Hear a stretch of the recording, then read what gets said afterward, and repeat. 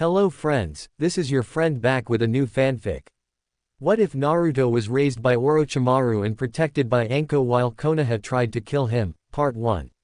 When the village turned its back on him, one man saw potential in the boy everyone hated, Orochimaru. Trained in darkness but guided by Anko's fierce protection, Naruto grows up with forbidden power and unmatched skill. But when Konoha comes hunting for the weapon they once abandoned, the snake strikes back. Snake Fire. If you love dark, powerful, revenge-driven Naruto stories, don't forget to like, share, and subscribe to FoxFanFiction. Now, let's begin this thrilling story. High voltage. ch.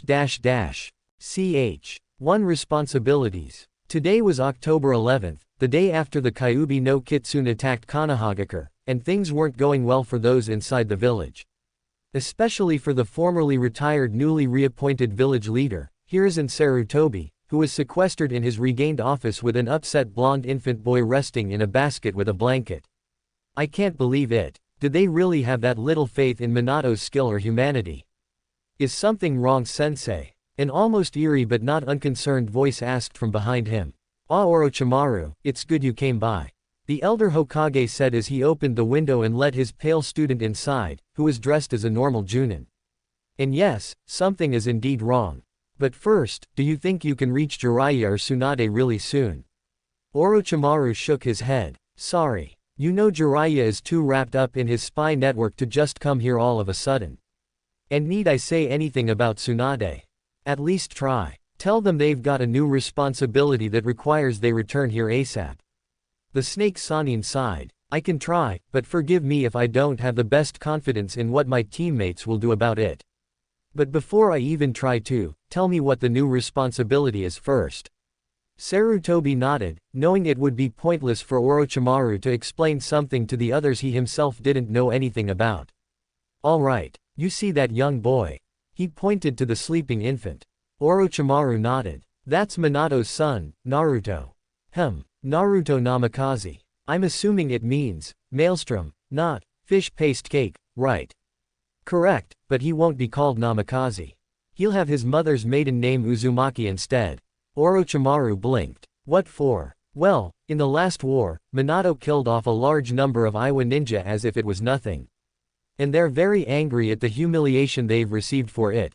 If Iwa knew Minato had a living relative, they may seek out his blood and go to extreme measures for it. We can't afford to risk such an attack now or in the foreseeable future, so if his name is different neither him or the village will be in trouble for it. Sounds good on the surface, but are you gonna keep this a secret from everyone in Konoha too? Sarutobi nodded. Yes. People can't reveal a secret they don't know. So until he's the proper age, he and everyone else must remain ignorant of his heritage. Him too. Why? Orochimaru asked, not seeing the logic. Kids tend to brag about themselves or their families to sound important amongst other kids. If he's ignorant too, then he can't draw too much attention to himself. Sarutobi explained. So Minato's son will have to live like a normal person. Who's going to raise him? Minato and Kushina listed Jiraiya and Tsunade as the child's godparents. Orochimaru looked surprised. Really? Why? Because they both knew and trusted your teammates, Orochimaru. It wasn't personal. Oh, I know that. And I already have a godchild. Remember Daisuke Mitarashi? Orochimaru asked. Sarutobi nodded, having seen the pale Sanin being friends with the named Junin and his family. Sadly he and his wife died yesterday, but they entrusted me with caring for their daughter in such an event. That's good, and Minato thought Jiraiya and Tsunade would be good for Naruto. If you can ask them to come here that would be best. Orochimaru sighed. I can try, sensei, but remember, I don't have confidence they'll cooperate. I'll be as quick as I can, but while I'm gone, can you watch over Anko-chan for me please? Sarutobi nodded, not seeing a problem with supervising a 6-year-old for a bit. He could make some ninjas watch over her as a D-rank mission if he needed to focus elsewhere. Orochimaru then left the building and then the village to find his teammates. They were good at hiding from those looking for them, but since he was their teammate, he would have an easier time than others. But that didn't guarantee anything. 3 days later Orochimaru returned to the Hokage Tower, empty-handed and alone. The first thing he saw when he answered were a bunch of irritated civilians and even a few ninjas too. One of them, a ninja wearing his hitai over his left eye, approached him. "Ah, one of the Sannin is here. Perhaps you could make Hokage-sama sensible again." "Sensible?" Orochimaru asked, beyond confused. If there was one thing the so-called professor wasn't, it was insensible. "Yeah, he's been hiding up in his office for over a day and being foolish by preventing us from doing our duty." Orochimaru didn't like any of this, and even less when murmurs from the gathered people said things like, "kill," and "demon." As far as he knew, the Kyuubi had already been taken care of, so what was all the commotion about? He didn't say anything, just walked past them. The group let him pass with pleasure, figuring he was going to take care of the problem himself. Orochimaru stopped in front of the door, well aware there had to be a seal to prevent entry. So he summoned a snake and had it slip into the vents that led into the room. "Come in, Orochimaru. I'm glad you're back," Sarutobi called out after 3 minutes, knowing only one person would gain his attention with a snake that knew not to attack. The seal briefly gave out and Orochimaru entered, closing the door quickly so the seal could reactivate before anyone took the opportunity to barge in. As soon as he entered, a young girl with long loose purple hair barreled into him. "Orochi-jisen. Thank Kami you're back." She was clearly crying. "What's wrong, Anko-chan?" he asked the sobbing child. He noticed the crib next to the desk and the infant inside was asleep but didn't look comfortable. And now he could see whisker marks on the boy's face. So many bad people were here, trying to hurt the baby. They said so many bad things about him. They tried to hurt me too. Orochimaru's eyes widened and he gave his old teacher a look that said, "Please tell me this is not true." Sarutobi's sigh and closing his eyes did nothing to comfort his student. "I'm afraid it's true." Once the council learned what had transpired with Naruto, they ordered his immediate execution. The civilians took the bait almost completely and even some of the shinobi have too. Why would they order that? Orochimaru all but shouted, momentarily forgetting he had a child beside him. Well, Minato got rid of the Kyuubi by sealing it away inside Naruto, at the cost of his life. I told them this so they'd know not to be afraid of a repeat attack by the beast and that the child should be considered a hero for bearing such a burden, but right away they craved his blood. Apparently they either believe the infant is simply the fox turned into a helpless child, or Minato did this specifically so the child could be killed, thus killing the fox with it. Orochimaru wanted to throw up. Once in a while he had curious thoughts that others could consider vile, but this was barbaric. So the council that has always worked with Minato actually believes that he would wish a newborn to die just to solve a problem. And if not that he was powerful enough to change the great fox demon into a human but not strong enough to actually kill it. With all due respect, sensei, my snakes have eaten things smarter than that. I've tried telling them the same, but they just can't see any other possibility. A few ninja have already tried to kill him at their beckoning, one being Minato's own student, claiming that's what Minato would have done if the demon hadn't killed him. If this keeps up, my hair's going to go gray faster. I've kept him here since then, and Anko-chan's been adamant about protecting him too since she's been here. For the first time, Sarutobi smiled. You should be proud of her. She took a kunai to the shoulder to protect him. Orochimaru looked down at his godchild again and saw her tenderly touch her right shoulder. With the shirt in the way, he couldn't see the bandage around it, but didn't need to. He bent down and hugged his friend's daughter. Good girl, Anko-chan. And at least you didn't get hurt worse. Orochimaru, any news regarding Jiraiya and Tsunade? Sarutobi asked. The snake Sannin tore himself away from the little girl. Sadly no, sensei. I couldn't locate either. I checked all the nearest hot spring resorts, casinos and bars, but got nothing. I might have searched more, but my gut told me to get back here. And I'm glad I did. Sarutobi took a puff from his pipe. This is bad. If we can't get at least one of those two back here soon, Naruto might not last much longer. Then I'll take him in for now. Sarutobi blinked but didn't look surprised or objected. But don't you already have Anko-chan to watch over?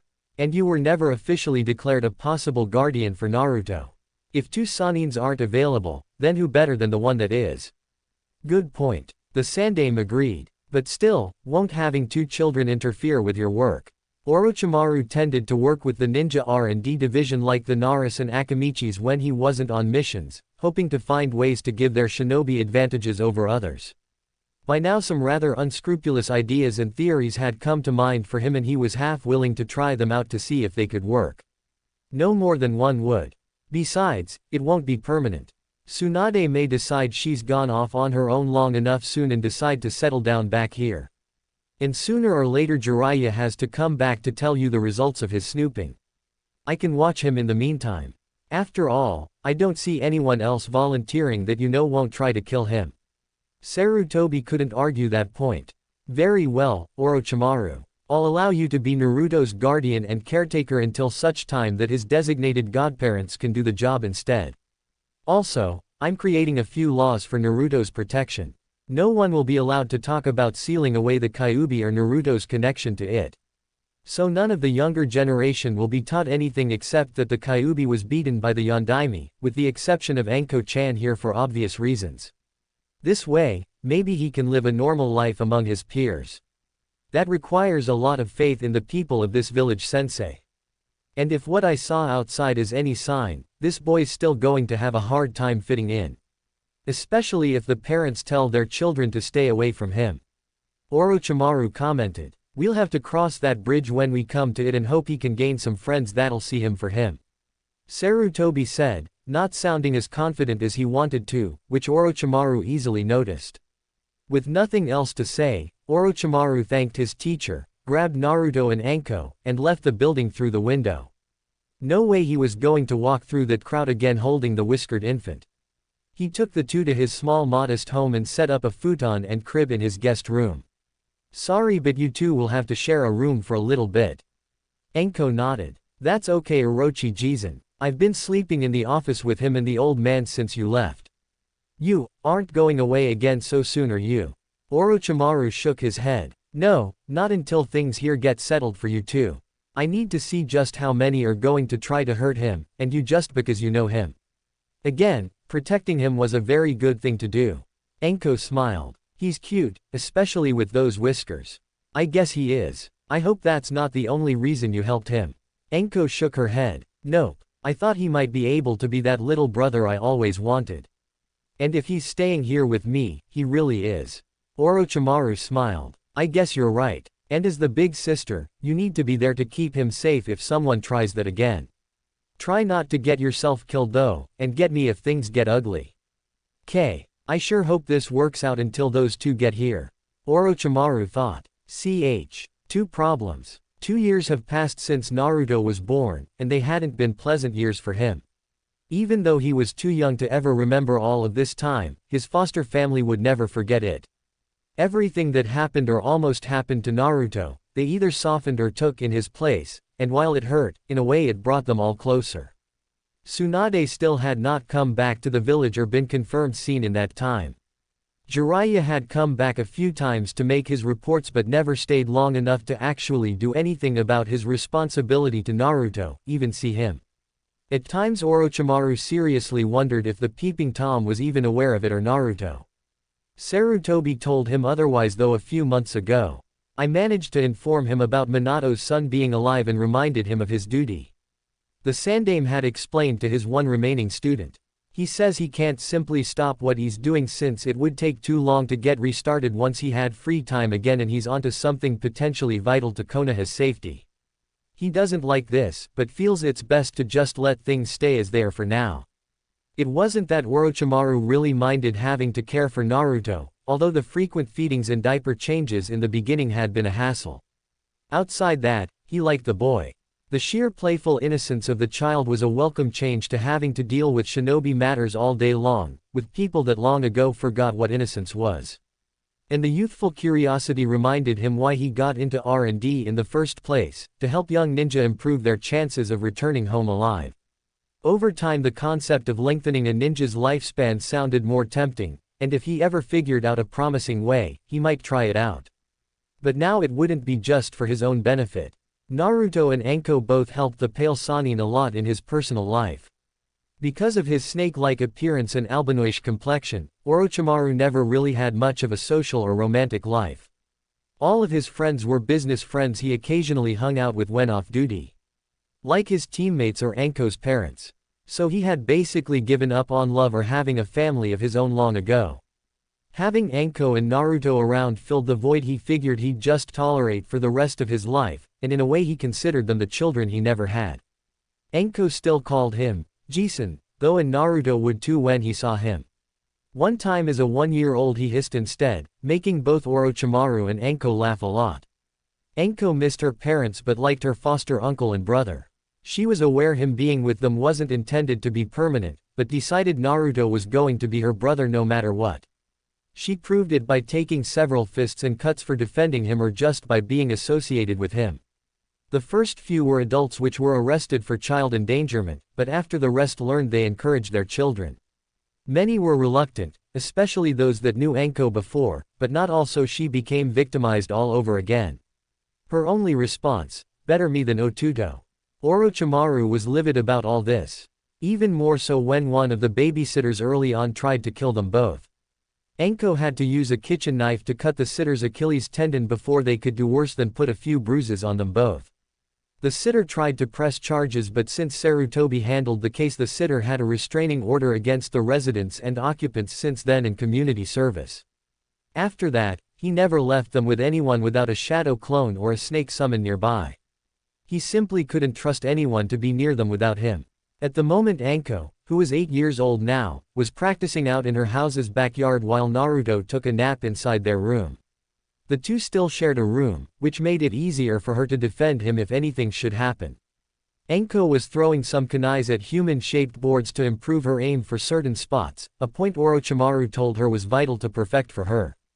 After she threw them, her personal summons Kogyoku, which Orochimaru had arranged to be permanently summoned to defend the girl until she was older, would retrieve them for her. Naruto had one too, a snake called Sango that was watching him like a guard dog at the moment. Both snakes were venomous and could become as large as boas if they had to. The only way to tell them apart was Kogyoku was purple with red spots down her back and Sango was orange with black streaks. Naruto was probably the only toddler in the world that wasn't afraid of a snake. Kogyoku had brought Anko her weapons back when she tensed up. "Something wrong? Do you hear that buzz?" Anko quietly asked. Kogyoku listened. Luckily as a summons she had some skills normal snakes didn't, such as being able to hear like humans could rather than just vibrations through the ground. "Yeah, I do. Sounds like bees or something." Soon they both noticed a large swarm of dangerous-sounding small insects flying towards their house and settling around the closed window of the kids' room. They couldn't get in thanks to a few rudimentary seals Orochimaru knew, but they weren't going to stop trying. Anko and Kogyoku almost hid until they saw the bugs weren't after them, just Naruto obviously. Problem was there was nothing either of them could do about it, except one possibility. Kogyoku saw Anko pull out her emergency paper bomb kunai and stopped her before she could use it. "No, don't. It won't get rid of all of them and you'll just make it easier for them to get inside." "What should I do then?" Before the purple snake could answer, a mysterious person dressed like an Anbu agent came up behind them and knocked Anko out. Kogyoku grew to the size of a python and constricted herself around the intruder, only for him to replace himself with a log. With only one thing left to do, Kogyoku dragged Anko into a safe spot outside the house, got smaller, and darted to Orochimaru's office as fast as she could. Orochimaru, one of the heads of Konoha's R&D department, was going over some proposals for funds to explore researching new ideas and why they were advisable. Many were, but they had to be prioritized first. I've got requests for extra protein supplements to the Akamichis. Well, they may have to use their own funds if possible. This guy wants to see if one can find a way to siphon off another's chakra like a parasite, handy, but maybe risky. This guy wants to see what would happen if cells from someone with a Kekkei Genkai were introduced into the body of someone without one. I'm intrigued. And this guy, Amachi wants to try new terrain to test possible physical adaptability. Claims to be very promising. Before Orochimaru could make a decision on anything, Kogyoku came in through the air duct. "Orochimaru-sama. Danger at the house." He took the snake into his hands and shushined away without a word. When he showed up in front he immediately rushed inside and heard hissing coming from the kid's room. He went in to see Naruto sleeping, ignorant of the trouble, but Sango was large and looking outside. Kogyoku left Orochimaru to go check on Anko. "Sango, what happened?" A large swarm of bugs, acting like they were on a mission, tried to get in. And some Anbu knocked Anko-chan out but got away before Kogyoku-ne-san could punish them. Sounds like an aberrame, but why would they do this?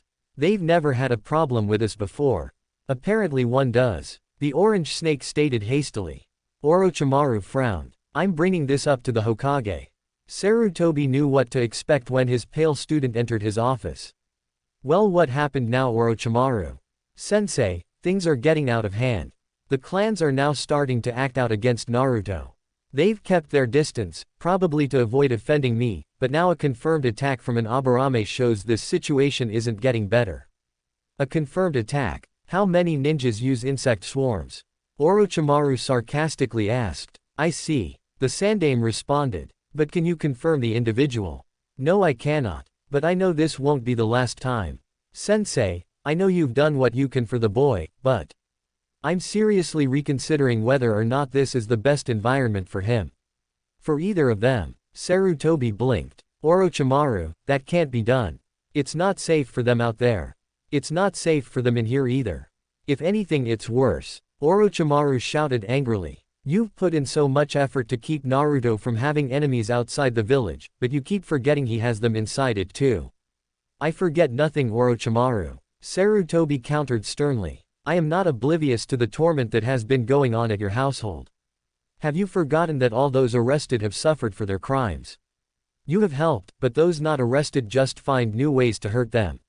Usually through their own children. Are you aware that none of the parents will let their kids play with Anko-chan anymore? Just because she's the demon's sister. She used to have a whole network of friends, now I can count the number of kids that still dare to talk to her on one hand. And do you honestly think Naruto will be in a better situation when he's older? Does this sound like a healthy environment for them? No, but I can't very well tell parents how to raise their children nor the children to disobey their parents. Orochimaru folded his arms. Not only that, but many of the merchants are trying things too. Anko-chan can barely buy anything unless I'm right there with her, since they won't dare overcharge or deny me, and I know the situation won't be any different when Naruto's older. You think it's good for them to be in a town that denies them fair prices or maybe the right to shop even if they can pay? Sarutobi didn't answer, mostly because he knew his student had more to say. Sensei, I've gone to a lot of trouble to ensure the safety of those two. I even have snakes around them 24/7, and I could only do that by giving Manda 4 living scarafuses, which I got thanks to your order. Sarutobi nodded in recollection. 4 Anbu were found guilty of trying to murder the 2 children by arson, and he allowed Orochimaru to execute the punishment. While brutal, at least some good came out of it in the form of snake guardians. Sensei, I'm seriously considering that this is not the best place for them to live. Orochimaru, your concern is admirable, Sarutobi started. Spare me the bullshit, Sensei. I know you're going to try to convince me they're better off here. Give me one good reason why I should let them stay here any longer rather than just take them away. Simple, Sarutobi stated. Minato sacrificed his life so his son could protect this village. If you take him away from it, it will make his sacrifice meaningless. If the villagers keep trying to kill him, it'll have the same results. Orochimaru countered. If Minato could speak to you right now, what would he say? I don't know. Maybe he'd agree with you, maybe he wouldn't. The council and citizens here have been trying to speak for Minato so much since his death, I'm almost afraid to now. But consider this, Orochimaru, you're only the acting guardian of Naruto. Jiraiya and Tsunade are still the ones with majority say regarding his whereabouts, and Jiraiya thinks that.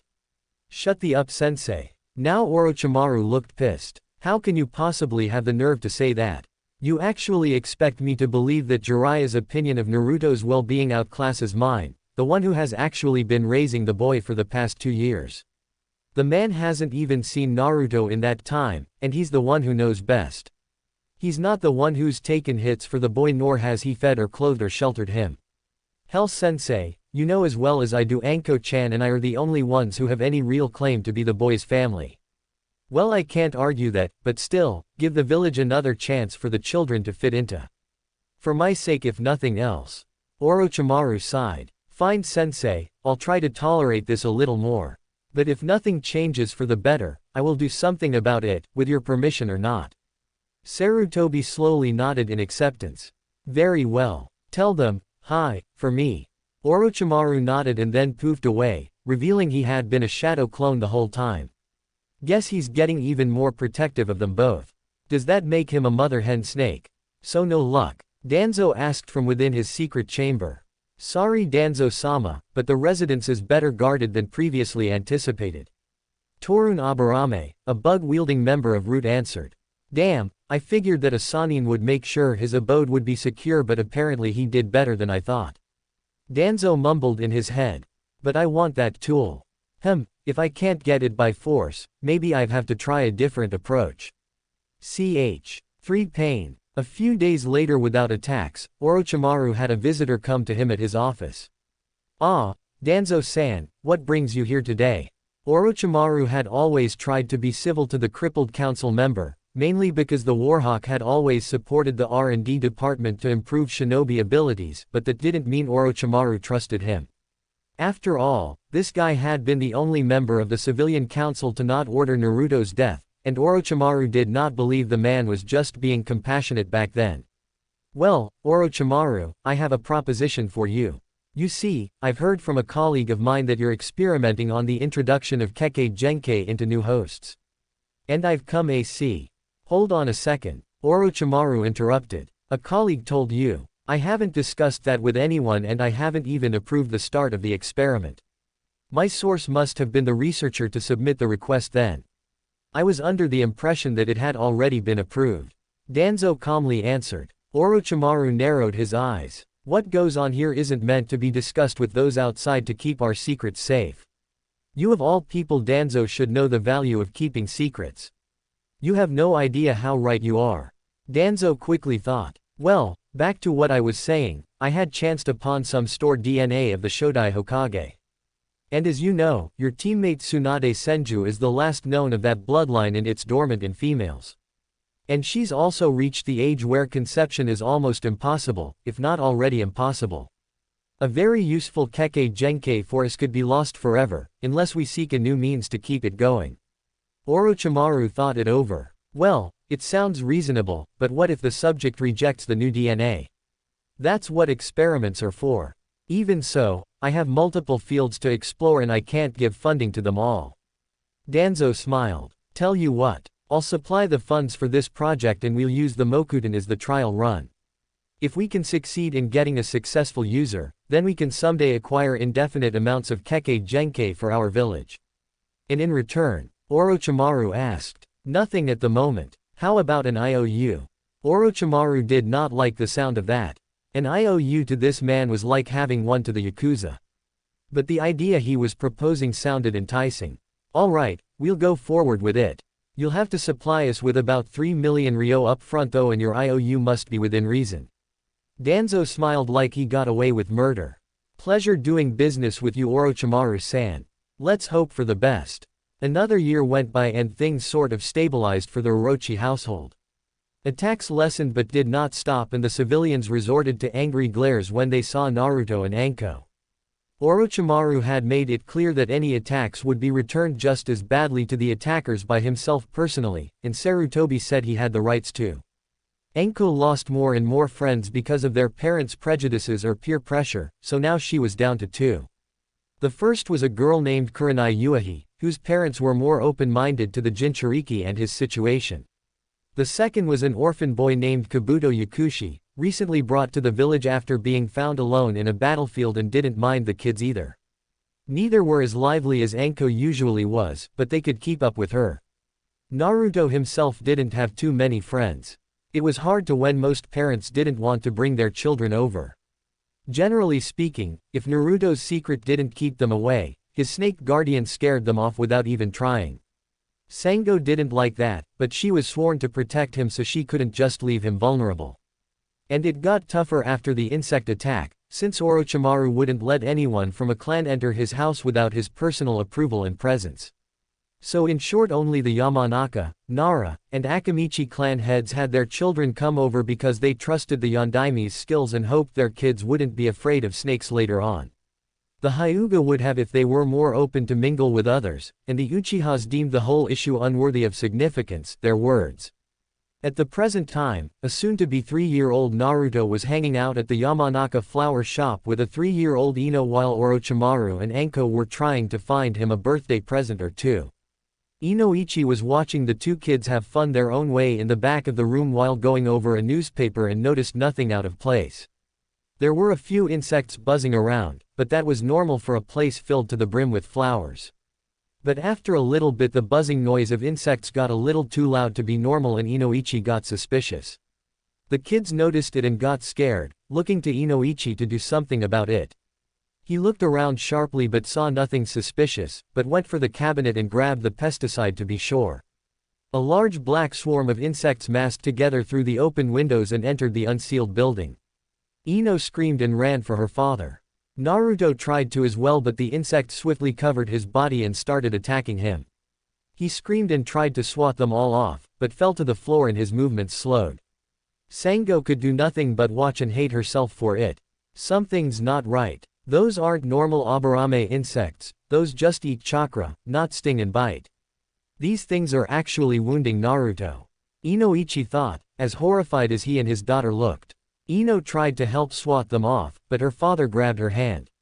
No, don't. Those bugs will hurt you too. Use the spray too, Chan. Ino pleaded. I can't now, Naruto would get poisoned too. Naruto screamed again and his body glowed a faint red. The insects backed off bit but didn't leave his body or stop entirely. Unable to take the pain anymore, Naruto did the one thing any child in his situation would do, he ran. He didn't know where he was going or what he'd do when he got there but he had to just run. The Yamanakas followed. Think he might like this, Jisen? Anko asked as she pointed to a play sword on display in a window.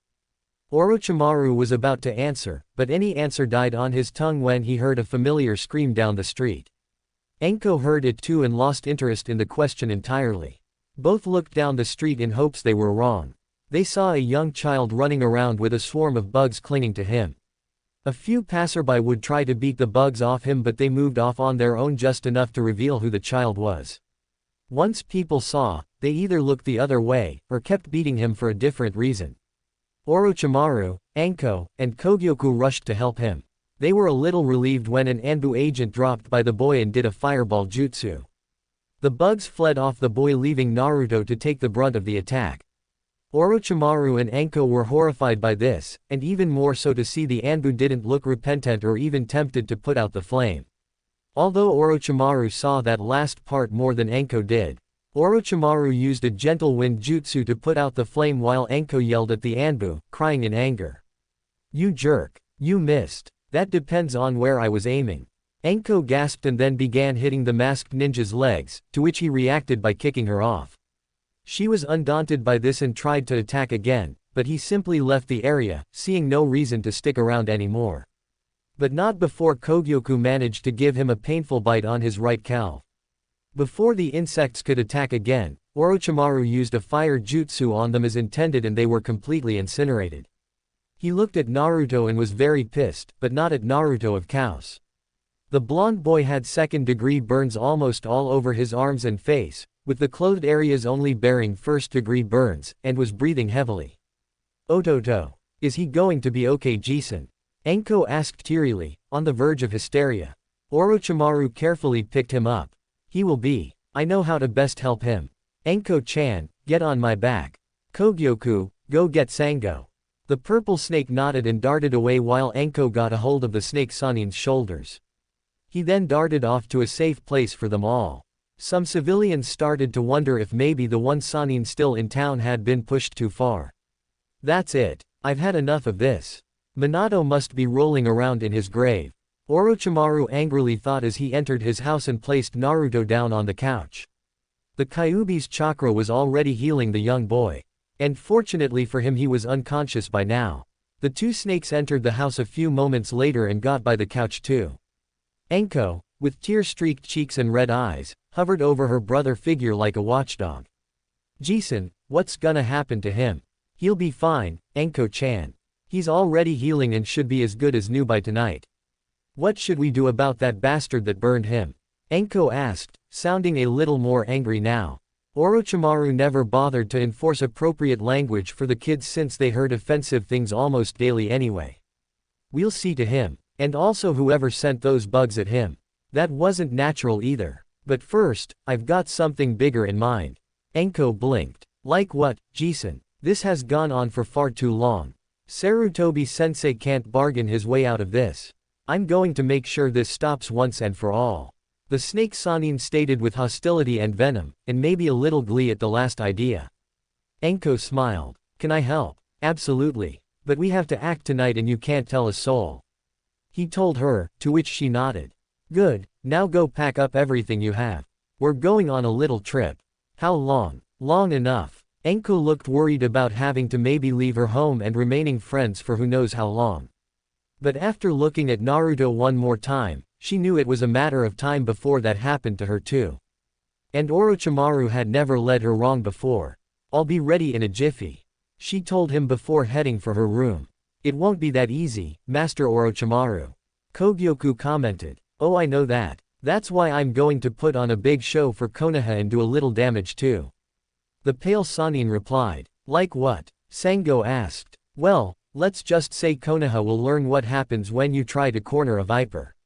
He told them with a sinister chuckle. And best of all, since that meeting with the Kumo representatives is tonight, few will be available to interfere in my little scheme. Night came over Konoha, and it would be a night that shaped its future indefinitely. Most of the representatives of the clans were at a meeting with visitors from Kumo, hoping to arrange an alliance of sorts. The streets were deserted as people went home to sleep with Night Anbu making their rounds. Overall, nothing ominous or unexpected. Sarutobi had called a brief break during the long discussion with the foreign ninjas so everyone could stretch their legs and use the restroom if needed. While he himself got a drink from a break room, an Anbu agent approached him. Hokage-sama, fire has just broke out at Orochimaru-sama's residence in the R&D department. Sarutobi frowned. Ah, this will end badly, I just know it. Thanks for alerting me. Tell my advisors and the clan heads I'm going to personally check this matter out and no decisions are to be confirmed without my presence. Hopefully this won't take too long. The old man then got into his combat outform and headed for Orochimaru's house, hoping to settle his student before he acted rash. Not that it wouldn't be uncalled for, he admitted. For deception, Sarutobi arrived at the Orochi household to see it burning to the ground. The Anbu that arrived with him began immediately putting it out with water jutsus. Once the fire was gone, they salvaged through the wreckage for any bodies. Sarutobi prayed they wouldn't find any. One of the Anbu captains came close to the elderly Hokage. Hokage-sama, there is little you can do here. Perhaps it would be more beneficial for you to investigate the other arson incident. So this is a confirmed arson? Sarutobi asked, not that he doubted it of course. Most likely, sir. Orochimaru-sama was a very skilled ninja, so this being just an accident is highly unlikely. My guess is someone with a few matches or something decided to act against the occupants and caught them off guard. Sarutobi nodded, having come to the same conclusion. I'm sorry for everything, Orochimaru, Anko. Naruto. At least you're out of your misery now. He sighed, then thought of something else. Wait, if this was just a stroke of luck, it would be too much of a coincidence for Orochimaru's lab to be struck at the same time. Something's going on here. I will go check out the other scene as you suggested. Take all bodies to the morgue or infirmary, whichever is appropriate for them. Sarutobi told the Anbu captain before heading off for the R&D building. Said Anbu returned to work with the others going through the wreckage. Find anything? No confirmed deaths yet, sir. A weasel-masked Anbu told him. Good. Let's hope it stays that way, or Hokage-sama will not be happy.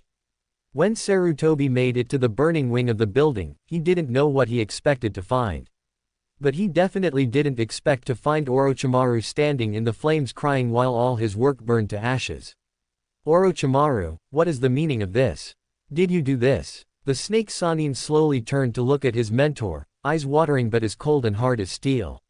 No, sensei, I have done nothing. It's Konoha that has done all this. And maybe you by passive association too, but I won't hold you to it. What are you talking about? I should have done what I thought was best long ago, your please be damned.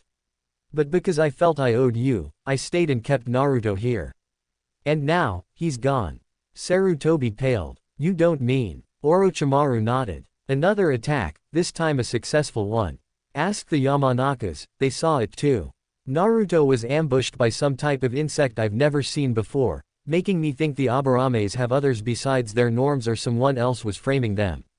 Either way, that combined to someone setting my house on fire. Naruto didn't make it, and Anko-chan got caught in the flames. Not to mention, when all the civilians and even an Anbu wearing a pig mask saw him, they just added to his pain.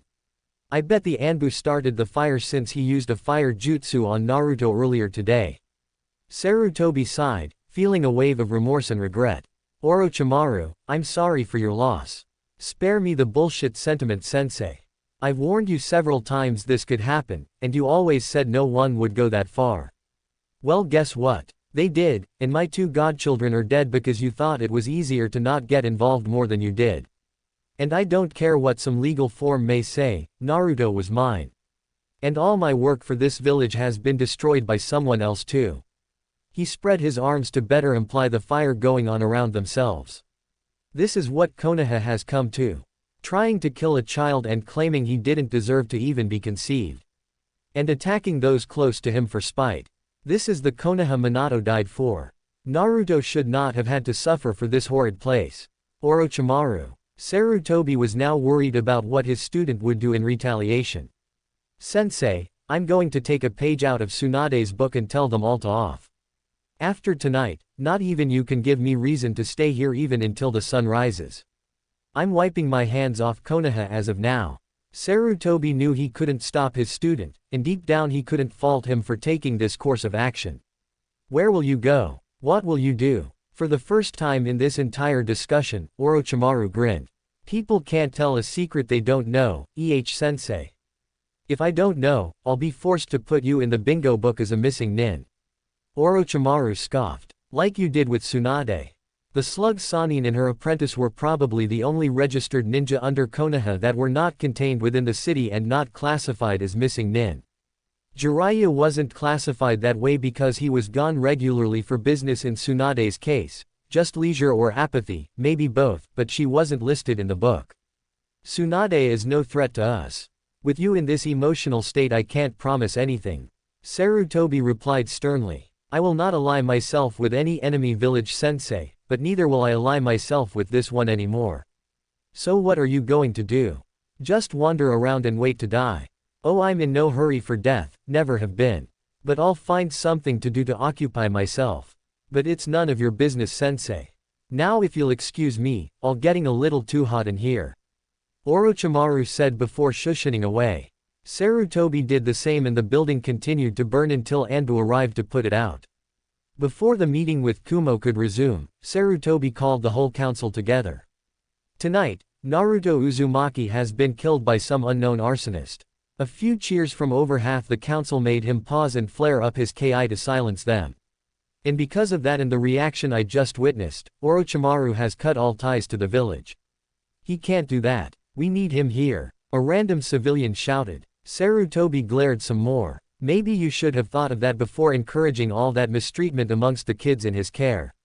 Both of them are dead now because of idiots like you all. Why the hell should he remain here to keep working for such a village? Would you? At least my child isn't a monster. Another random member commented, ignoring the Hokage's glare. Irregardless of how you all may see the situation, Orochimaru sees it as the final straw for his patience. He has no reason to help us anymore, and I probably wouldn't be surprised if he decided to do something drastic later on.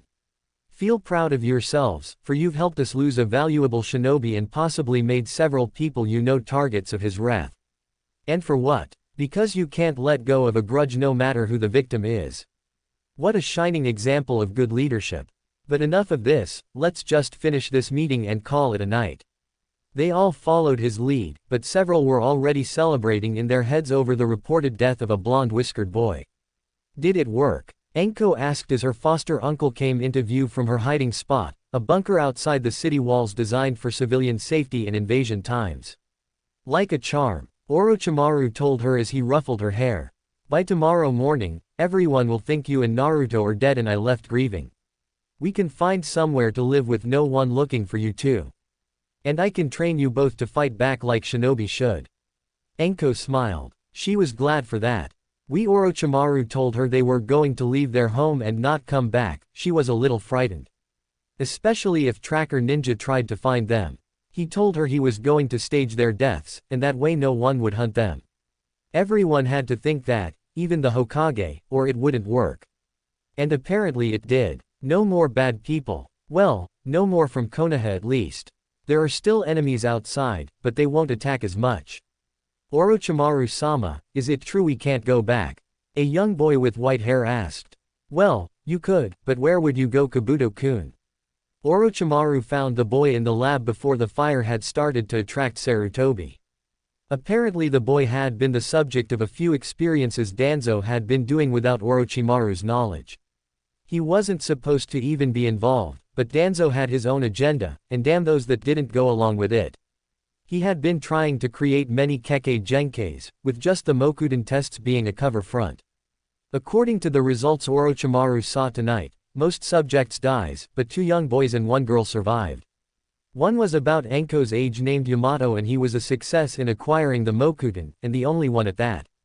Kabuto had been the second boy and the subject of better than normal healing experiments, and they seemed to work too. The girl had been Kurenai, who had not been tested on yet but had been selected since she was Anko's friend. Her parents were killed 2 days ago, making her an orphan now. And according to the results, a second lab had been doing similar work under Danzo's orders, masked as Orochimaru's approval, in the land of the sea, being headed by a researcher Orochimaru knew named Amachi. And he had some successes too. Orochimaru, already unnerved by the horrible treatment done to Naruto and Anko, became even more upset when this was revealed to him. His work was being usurped from him under the guise of his own approval, making it look like it was all his idea. There might have been a time he would but he was in no mood for it now. So he took the kids to a safe place, went back and set fire to the lab to destroy his notes, ensuring no one else could misuse his work, and waited for Sarutobi to show up and act his part.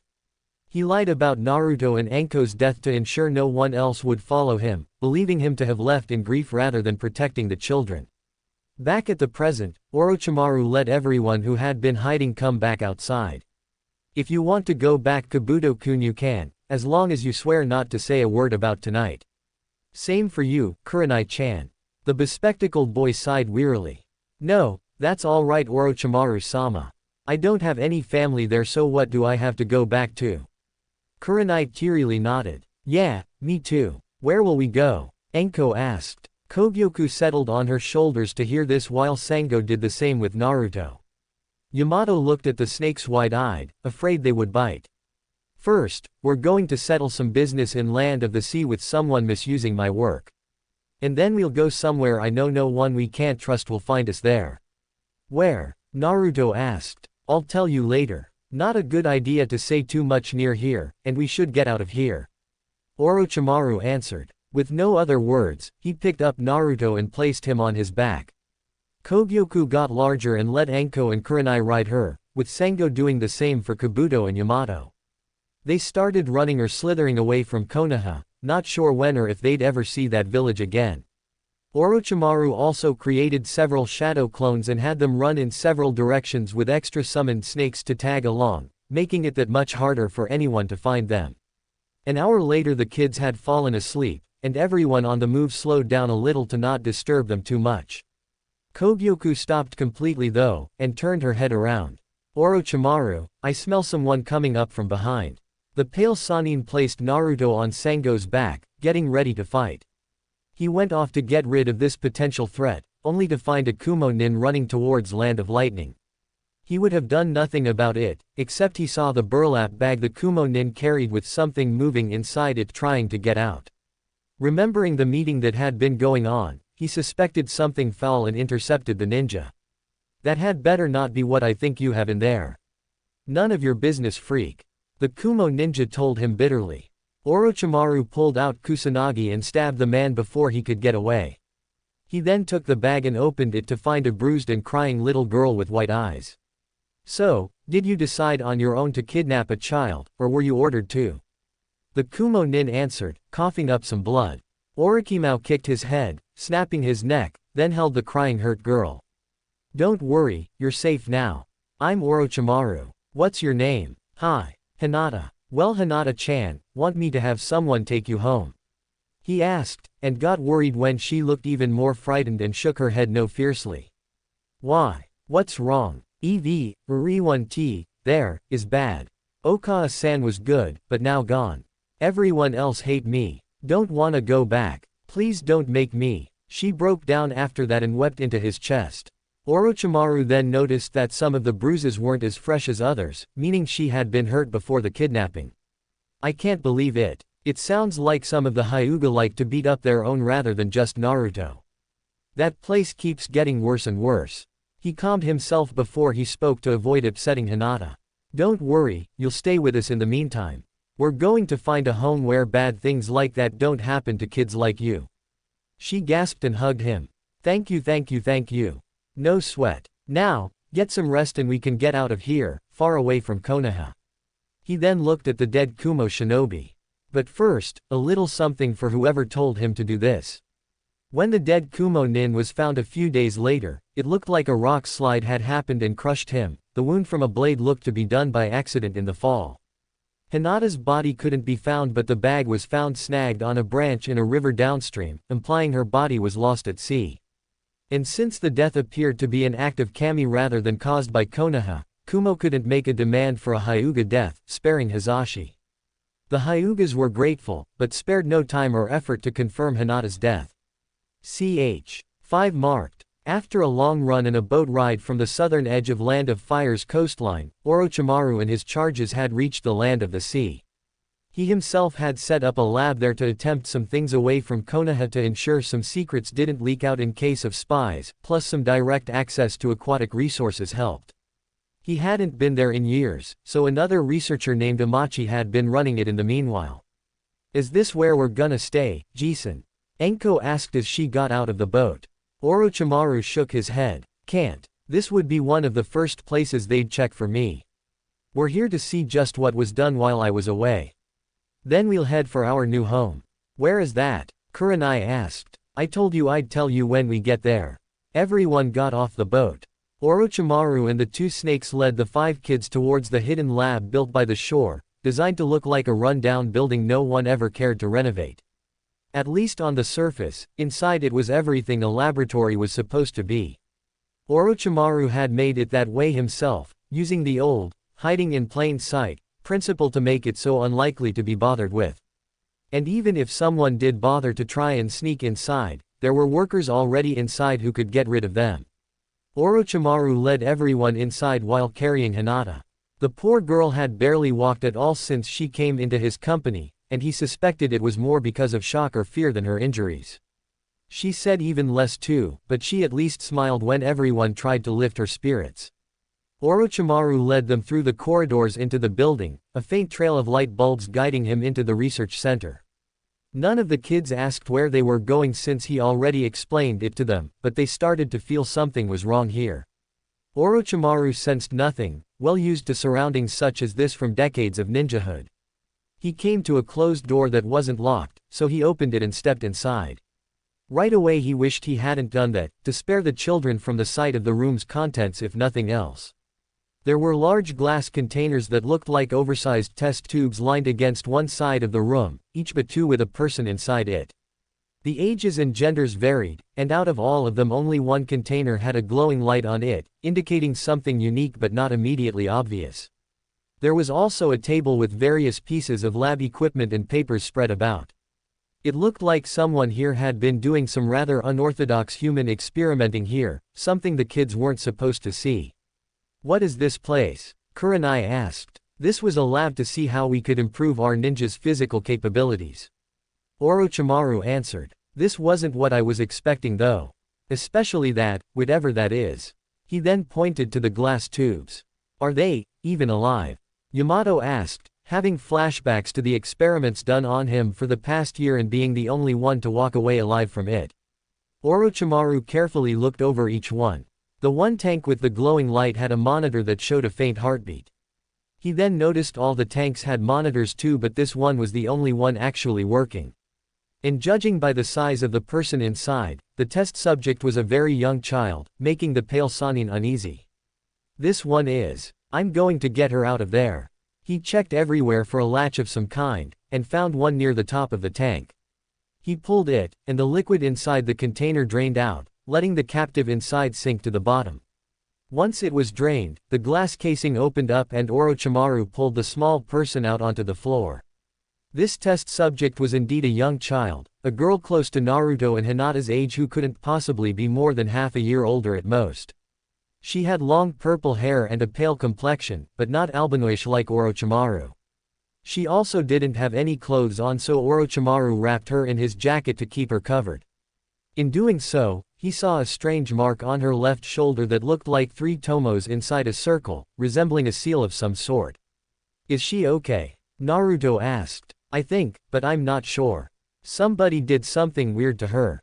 "Ah, Orochimaru-sama. Nice to have you drop by," a new voice said from a door to the left of the one everyone had entered from. Orochimaru turned to see a thin man with white hair and a long nose standing in a lab coat with his hands behind his back. "Amachi, what have you been doing here?" Orochimaru asked. "Why, exactly what you ordered me to do. Trying to find new ways to enhance ninja physical skills and terrain adaptability." "This is not what I had in mind," Orochimaru snapped, pointing to the glass tubes and the unconsciousness purple-haired girl. "No, but it's even better. You see, I found a lost boy some time ago who has every unusual blood, with so much potential to be unleashed. Maybe even the first of a new Kekkei Genkai. Apparently he can actually shapeshift during times of bloodlust or stress, and to make it even better, with the right method, his blood can give those powers to others as well." Amachi told Orochimaru. Orochimaru admitted to himself the idea was an interesting one, but something about this bothered him. "And you experimented on children too? How could you?" Amachi shrugged. "Well, in order for it to work, the blood must be injected into the jugular, and if the subject survives the transfer, a mark appears there. For children the survival rate appears to be the highest, so I had to work with young ones. But I've been running kind of low, so I'm glad you brought me some more." Now Orochimaru was mad. "Don't even think about it. I'm trying to give these children a bright future, not one where others think less of them for whatever reason they have." Kogyoku and Sango got in front of the kids defensively and became anaconda-sized. Amachi was unintimidated. "Don't you think they'd be better off with the gift I can give them? Think about it. A secondary source of chakra if the primary one runs dangerously low. And if the user gets close to death, a second stage is activated and the user gets the ability to transform into a second form, useful for terrain handling and combat purposes. What ninja wouldn't want that? You can't force this onto kids that don't want it." The Sannin replied. The researcher shrugged. "They're children. They don't know what they want. I don't think I can let you keep doing this, Amachi," Orochimaru stated as he pulled out some explosive tags. He didn't light them since that might put the children in danger, but he did show them off. "Guess I'll have to show you how effective my work can be," Amachi said as he swiftly pulled out a syringe and threw it at the group. Before anyone could block it, the needle struck Anko in her jugular, making her scream. "Anko-chan!" Everyone yelled as Orochimaru pulled the syringe out. Anko kept yelling and squirming on the floor. "It hurts. It hurts." The beginnings of the curse mark started to form around the puncture wound like a burn. While they were distracted with Anko's agony, Amachi took the opportunity to get several more syringes and hit all the remaining children in the jugular with great aim. All of them fell screaming and writhing as their blood burned internally. Kogyoku and Sango wrapped around the long-nosed researcher and began constricting him tightly. Orochimaru stood in front of him. "Why the hell did you do that? And while we're at it, how were you able to?" "Well, you needed to be convinced my work has value. As for how, well, I guess you and your snake friends were just too slow to do anything about it. Forgive us, Orochimaru-sama. We were more focused on Anko-chan than the others for that brief moment." Sango said regretfully. "I was at fault too for that.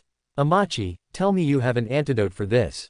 Amachi tried to hold in a laugh but failed and laughed loudly. "Now why the hell would I create an antidote for a power-up? What do you think I am?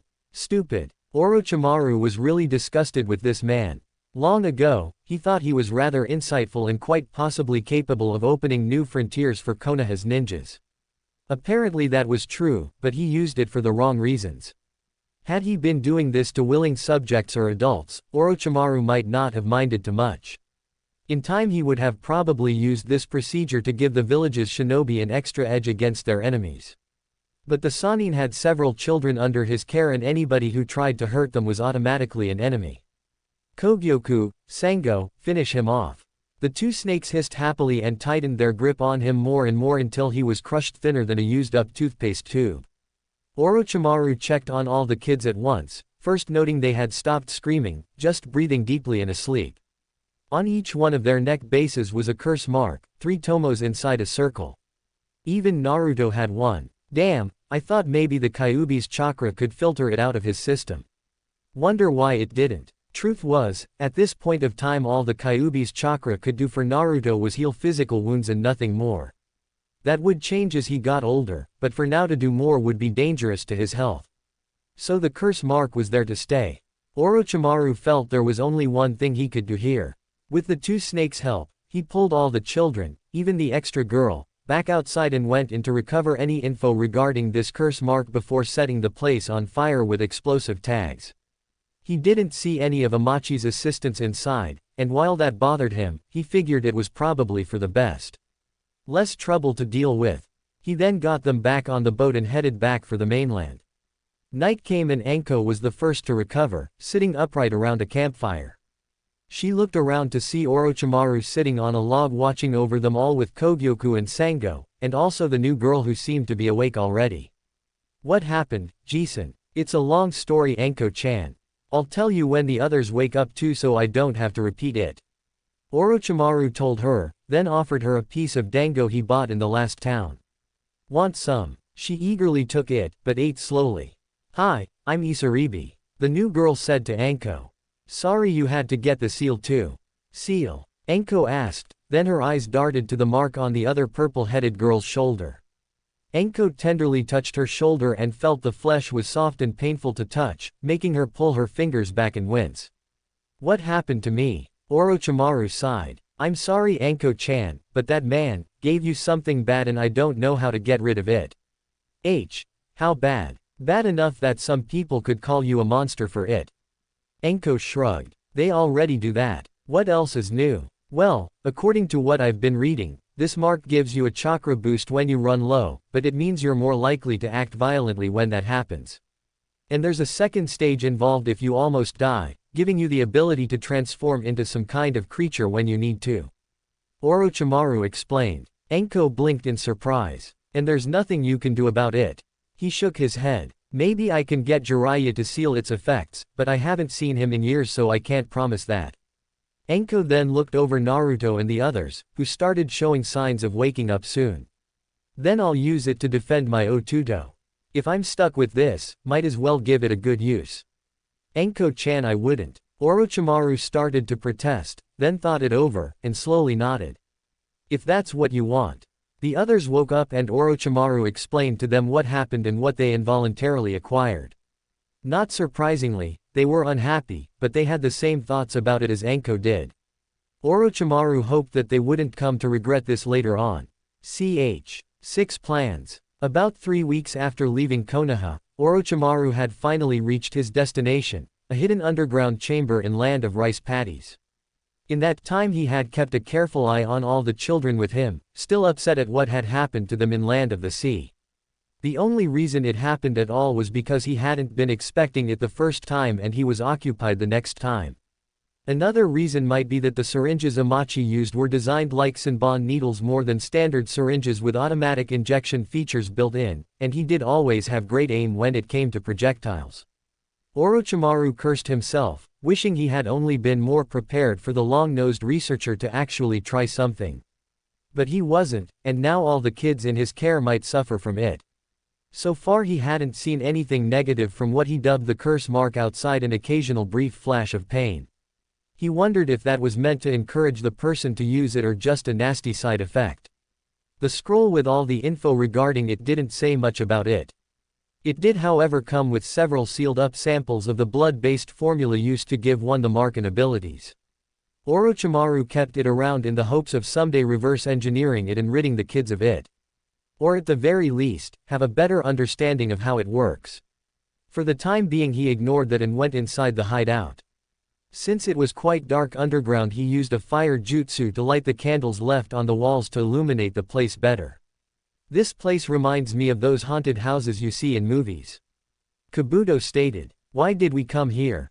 Kurenai asked, eyes darting around as if looking for something. A long time ago, me and my teammates found this abandoned place during an A-rank mission that was taking longer than we expected it to. We used it to hide ourselves and ambush our enemies.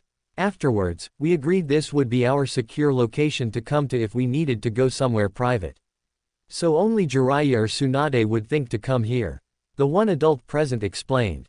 Are they coming? Naruto asked, not knowing who they were or his connection to them. Orochimaru sadly sighed. No, they aren't. They don't know I'm here and I'd rather they don't find out yet. If I saw either of them soon I'd be very mad at them. How come? All the children asked. Orochimaru wasn't going to like this, but knew it needed to be done. Naruto, I wasn't supposed to be the one to watch over you all these years.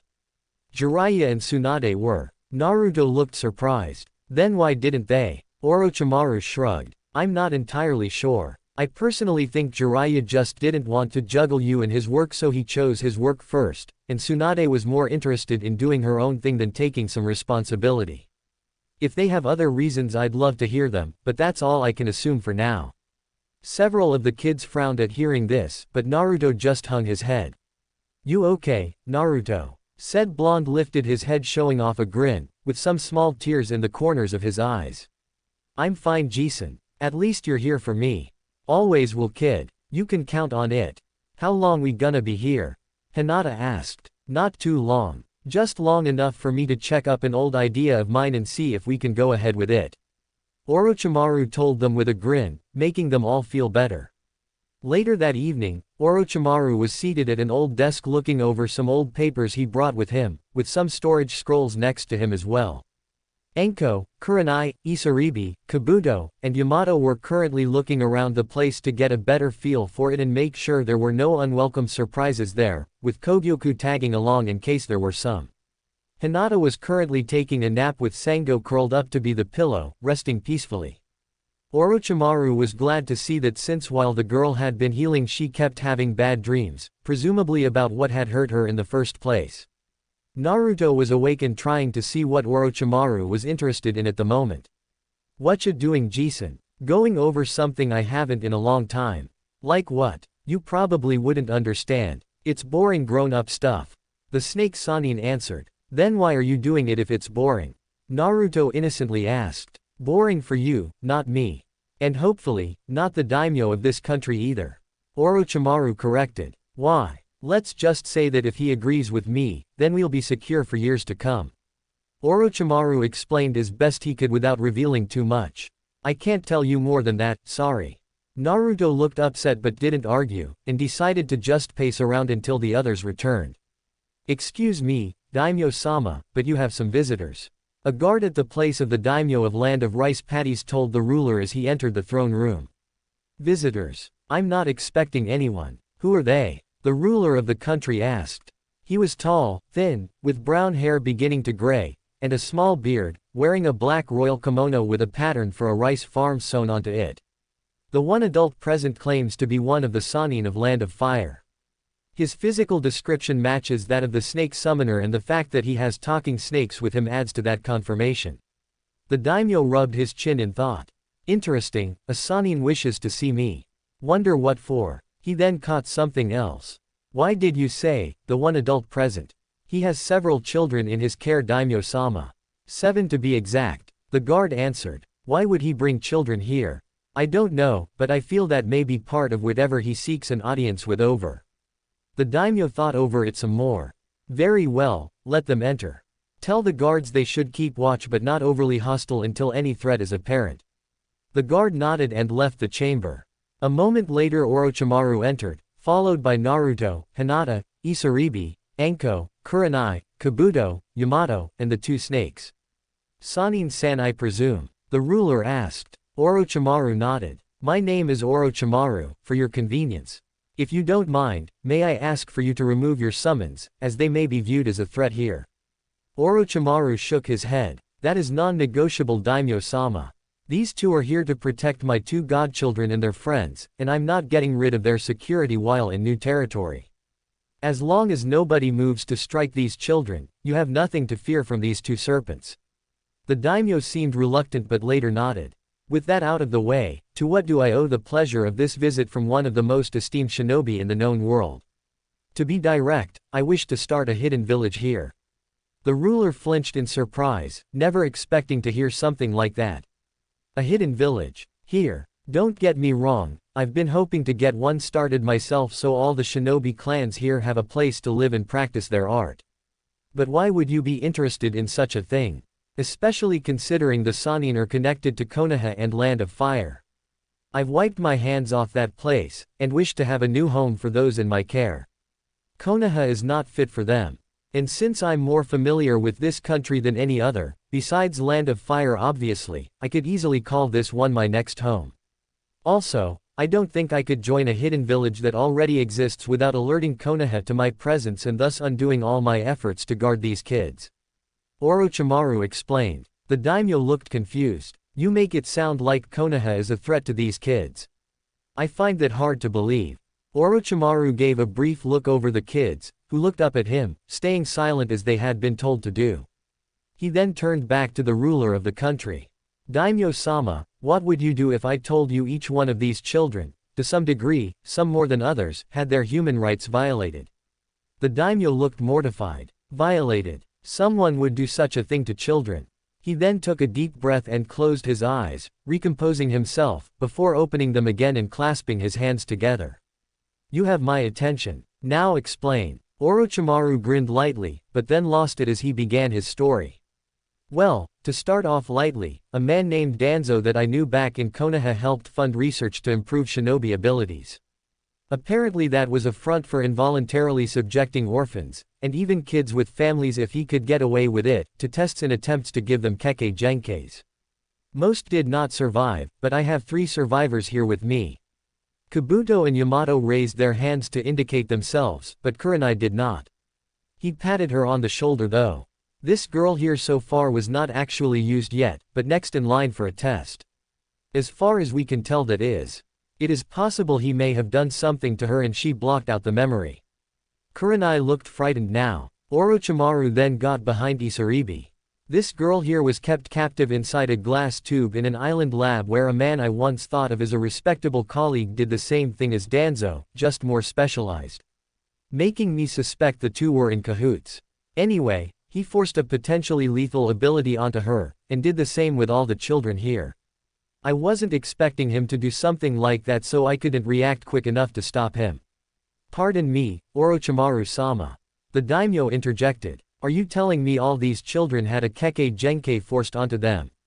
The Sannin nodded. "How bad is this kekkei genkei that's gotten you worked up?" "According to what I've looked over, it's not entirely without benefit, but also not without cost. Once acquired, the victim is in a lot of pain for several days, with the majority of the pain lasting only 4 minutes. After that, it's more like a pulled muscle that won't let you forget it's there. And it sort of enhances one's berserker tendencies when in a tight spot, meaning they may put themselves in unnecessarily risky situations." The daimyo thought it over. "Is that the worst of this? Because, forgive me if I'm wrong, this doesn't sound as tragic as you make it out to be." The older kids frowned at hearing this, but Orochimaru held out his arms. "Settle down guys, he doesn't know the whole story yet." He then turned to look at the daimyo again. "Well, onto a larger issue before I drop a bombshell. This girl here," indicating Hinata, "was kidnapped from her home at night and for some reason village security couldn't stop it. He suspected that was his fault for setting 2 fires that night. I rescued her, and found signs of physical abuse from before the kidnapping took place. She doesn't like to talk about it, but from what I've heard her family is full of child beaters." The daimyo silently gasped and looked to Hinata for confirmation or denial. Her frightened, crying face trying to hide in the adult's legs said enough for him. "And what else? You indicated something worse." Orochimaru sighed. "Here's where Konoha gets bad as a whole, daimyo-sama. You see, legally I only have one godchild, this young girl," indicating Anko, "but since this boy's godparents," indicating Naruto, "were too busy enjoying themselves to take responsibility for him, I volunteered to watch him until they decided to shape up and take responsibility. For 3 years, this young boy has been picked on by no less than 90% of Konoha. I'd say 80%, but that would be giving them the benefit of the doubt, and I can't do that anymore. Sometimes kids get bullied by other kids. That's natural, the daimyo commented. Orochimaru narrowed his eyes. I didn't say he was victimized by just kids. I said the whole city. Adults too. If the daimyo had been holding anything just then, he would have dropped it. Adults, bullying a 3-year-old. Why? How? For how? They pretty much had an attack on sight mindset regarding him. They wouldn't kill him, probably because I got there in time to stop it. And when I was there, they would treat him like he was Kami's biggest mistake, and sometimes my presence wouldn't deter them. I haven't left him unguarded by myself or one of these snakes in about 2 years because they'll take any chance to make him wish he was never born. There were times I did. Naruto quietly mumbled, but everyone heard it and the hurt in his voice. Hinata and Anko, the closest ones to him, hugged him to make him feel better. Isaribi wanted to, but didn't see any room for her to get a hold of him. Orochimaru stayed silent for a brief moment after that, but then continued. Anyway, the townspeople, mostly civilians but some shinobi too, several deemed honorable by the populace, took every chance they could to make Naruto's life hell. They did the same thing to my first godchild too, just because she's associated with him. And the adults in the village told their children to stay away from both of them or hurt them as much as possible, thinking kids could get away with what the parents couldn't. The daimyo scowled. And what possible explanation could they have for this atrocious behavior? I can't say it in front of the kids as they are not ready to handle that information yet. Orochimaru told him, then turned to the kids. If you all would like to go outside and see the courtyards for a moment, you can now. They thanked him and went outside, with Kogyoku and Sengo following. Before Orochimaru could speak up, the daimyo did. On second thought, it doesn't matter. There is no excuse good enough to justify what you've just told me. Daimyo-sama, what I'm about to say is Konoha's deepest secret, one that's illegal to talk about. But since I'm not a Konoha nin anymore, their laws don't apply to me, so I can tell you and the kids when they can handle it.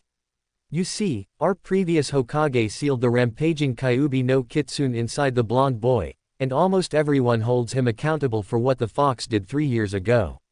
The daimyo's hands trembled in rage, and then he stood up and called for a messenger. Inform everyone that we will no longer hire Konoha shinobi for any work. If they ask why, tell them I've reason to question their rationality, and say no more on the subject. The messenger nodded and left. So you'll help us? Orochimaru asked. Tell me more about your proposal for a new hidden village. The daimyo said with a grin.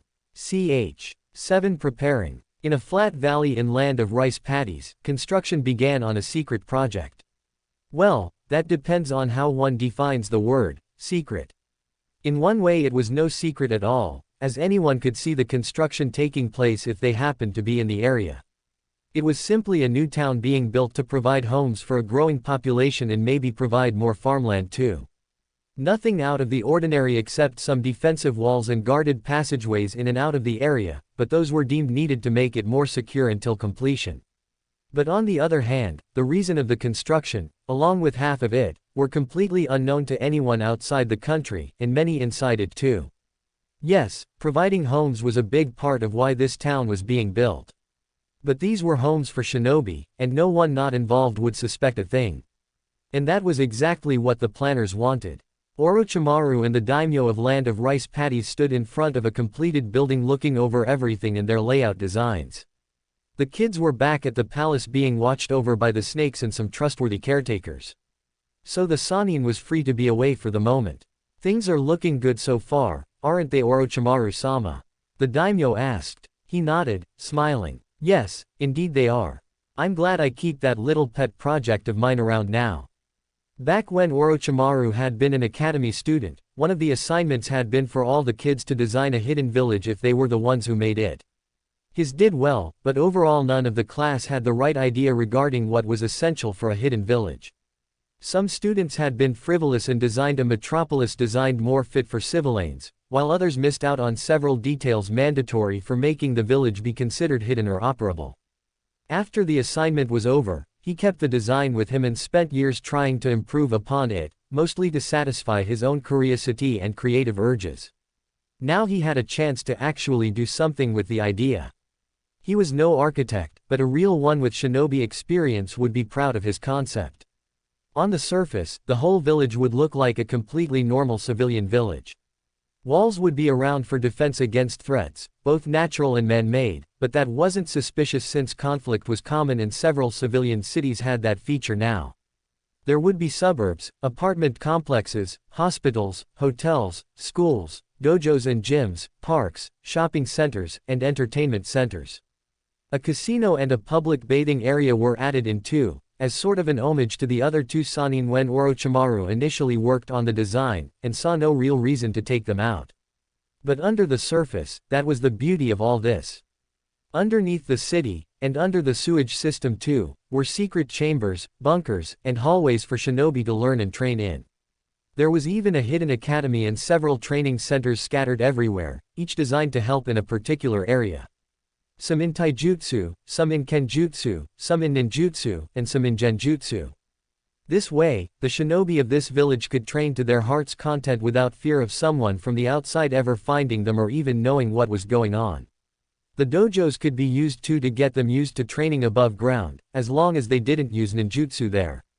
There was also an idea that the shinobi here only wear their hitai-8 on the job, preferably out of town, rather than walk around in public so visitors wouldn't notice. With this in mind, it would be the one true hidden shinobi village, by virtue of being hidden in plain sight. The daimyo had been satisfied with the conceptual design and provided what he considered the perfect location for the village. A flat stretch of land big enough to hold Konoha if it had to, surrounded by mountains to the north and northeast. A gorge with a rapid river bordered the complete west and a forest provided the remaining boundary. The mountains were not completely impassable, but a route being worked on would make it more convenient. A bridge was being constructed over the gorge and two routes were being paved through the forest. Since the village was not trying to look like a hidden shinobi village, they needed these routes to make it more believable. They were being made in a compass fashion to make them easier to monitor those should something go amiss. Construction might take some time since we aren't letting too many in on this. The daimyo commented. So far the only help they had were from construction companies and shinobi with masonry skills who intended to settle down here when finished. If we could let another village in on this, then maybe things can go faster and we could have a ready ally. Reasonable, but who? And do I really need to say Konoha is not an option? Orochimaru responded. Of course not. I was thinking more along the lines of Taki, Hoshi, or Kusa. The daimyo told him. Orochimaru arched an eyebrow. Them rather than Suna or Kiri or something. Well, the 5 great shinobi villages might have a lot of power backing them, but the lesser ones are more likely to bond with a fellow small village. Allying ourselves with them will make forming alliances with other villages easier too. And they're eager for business since they're often overlooked by clients in favor of the bigger ones. The Sannin nodded. Maybe, but having one of the major villages help might be a good thing. Especially if we need the manpower against Konoha. This time the daimyo arched an eyebrow. Do you intend to go to war with your old home? At the moment no. However, if they happen to discover my group is here, Naruto-kun and Anko-chan in particular, I'm sure they will cause trouble over it. And I'd rather be prepared for the worst. Suna would be the best option as they're the closest. Iwa a close second but I'd rather not risk their involvement either if I can help it. Because of young Naruto am I right? The daimyo asked, having been told about Naruto's heritage to explain his situation better. Yes. Until I'm certain of their overall attitude towards Minato, I can't verify if they would be a threat or not. Most likely they are since Minato did not die that long ago and one could not ask without raising suspicions they would look into. It might be years before anyone can. Orochimaru stated. Reasonable. The daimyo mused. So shall we stick with Suna and maybe 1 or 2 of the smaller villages? Let's see how much we can do on our own first. The Sannin suggested. Besides, the underground network has to be completed first and it's best if only our forces has a good feel for that area. What we really need are some established clans to settle down here.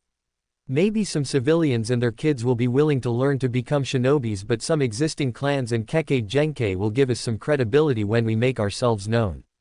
Why not go around other places to find people and families that have nowhere to go? Not fugitives that would sell you out, but desperate people with something to prove and willing to settle down somewhere. You know, like you were when you came to me. Orochimaru thought about it, and shrugged. Why not? Orochimaru later made it back to the palace and gathered the kids together. Okay everyone, I'm going to be going on a trip for a bit to try and find us more allies. You all will be staying here, with Kogyoku and Sengo watching over you with Daimyo-sama.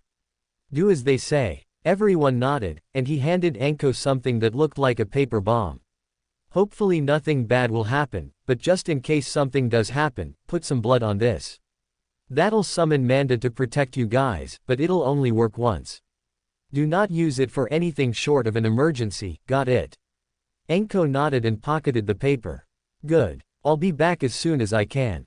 Stay safe. With that, the snake Sannin left for parts unknown. So what do we do in the meantime? Kabuto asked after the adult who watched over them these past few weeks left. I guess we train. Any better ideas? Anko asked. Are you sure that's a good idea? Kurenai wondered, gingerly touching her curse mark. Ever since they got it, the kids were afraid to train, thinking it would control them if they trained. We've gotta learn to deal with it sooner or later. It's not like they're just gonna vanish with soap and water, Nai-chan. Anko replied. And if anything happens the rest can stop them, right?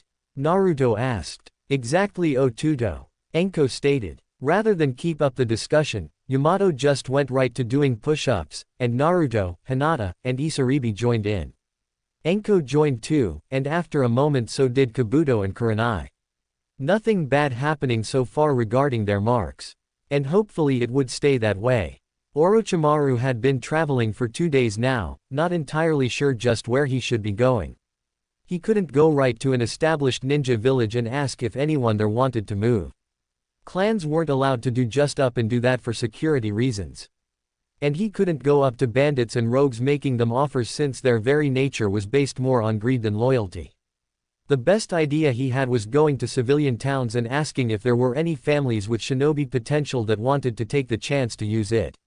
So now here he was, in a random town in Land of Fire, taking a break and having a drink before going out again. Why are so many ideas easier said than done? He asked himself. I've been trying to figure that out myself. Another guy's voice said behind him. Orochimaru immediately recognized it, and slowly turned around to see Jiraiya, along with Tsunade and a brunette he didn't recognize. Oh, hi Dobi. What brings you here? That's my line Tem. Jiraiya told him. Orochimaru, we came to help out. That's what teammates do. Tsunade said gently. A little late don't ya think? He paused to take another gulp. Hey Tsunade, you actually took time off from your eternal binge to see me. I don't know if I should be flattered or worried. I heard from Sensei what happened and I got a hold of Tsunade here. We figured you might want some friendly company. Jiraiya explained. Orochimaru arched an eyebrow. What exactly did Sensei say? In his words, Jiraiya cleared his throat. He said that you had a tragic lose and took it rather unwell, and just vanished. He also told me to tell you that he hopes you'll come back when you can get yourself sorted out. Orochimaru glared. That's it. Word for word. Jiraiya nodded, and Orochimaru clenched his fists.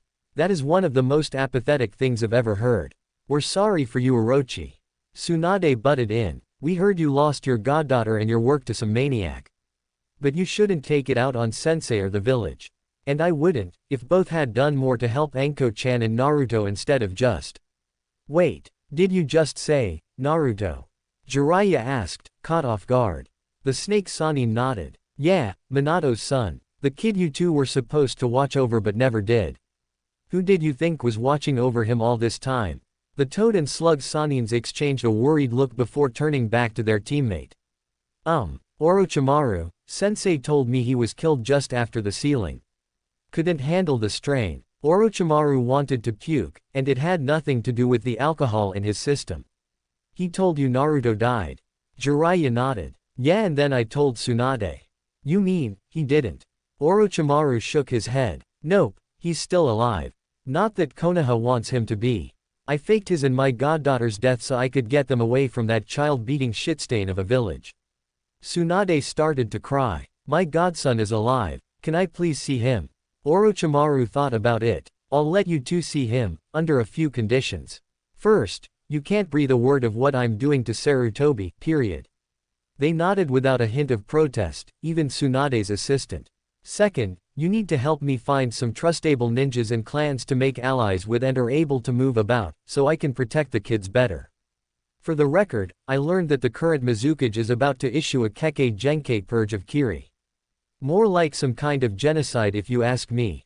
Jiraiya said quietly. Orochimaru smirked. Then if we get there first and offer them solace, we can get the people and numbers I need. Good, so let's head out tomorrow for Kiri. But I want to see Naruto. Tsunade protested. You waited 3 years, you can wait another week or so. I'm getting these shinobi first so Naruto won't be such a target anymore. You make it sound like horrible things have happened to him. Tsunade's apprentice commented. The look on the pale Sanin's face disturbed them all. I'll tell you more about that tomorrow. That way none of you will be unable to sleep tonight. So, are you gonna help me or not? 8 allies. The 3 Sanin along with Shizune had reached Land of Water, with no intention of staying there for long. They would get this little task over with, hopefully with good results, and go where they really wanted to be, Land of Rice Paddies and with Naruto. Jiraiya and Tsunade had heard what had happened in their absence and were ashamed of themselves, even though they were not entirely at fault for their absence. Still, that didn't make it any easier on their consciences. When they woke up the morning after a chance reunion with Orochimaru, Jiraiya and Tsunade were all ears about what had happened to Naruto. Shizune was too, even though she never met the boy, just his mother through Tsunade. None of them liked what they heard. Flashback. Okay Orochimaru, tell us everything you wouldn't last night about Minato's son. Tsunade demanded first thing in the morning. The 3 Sanin were seated in a hotel room at the moment on one of the beds. Well, where to start? Naruto's alive but has been hurt repeatedly his whole life. Since you two weren't there to watch over him I took your place and just couldn't take it anymore and took him away from there. I faked his death to ensure no one could come after him. Why don't you give us the unsummarized version? Jiraiya asked. I will, but first, you two have some things I want you to tell me too. Orochimaru insisted. You first Jiraiya. Even if Sensei told you Naruto has been dead all these years, why is it in 3 years you didn't stop to visit me in the village? Even to chat. If you had then you'd see the truth then. What excuse do you have for not doing that? Jiraiya tried to steel himself, but slumped and sighed wearily. I wish I could give you one, but I can't. You know I've never been one for visiting just for pleasantries. I just figured you were content in what you were doing and interrupting you just for a quick, hi, didn't seem worth it. One question though, if Sensei told us Naruto was dead, what has he been telling you about us? Nothing about Tsunade except he couldn't get a response from her, but he said you were prioritizing your work and personally felt Naruto was better off with me anyway.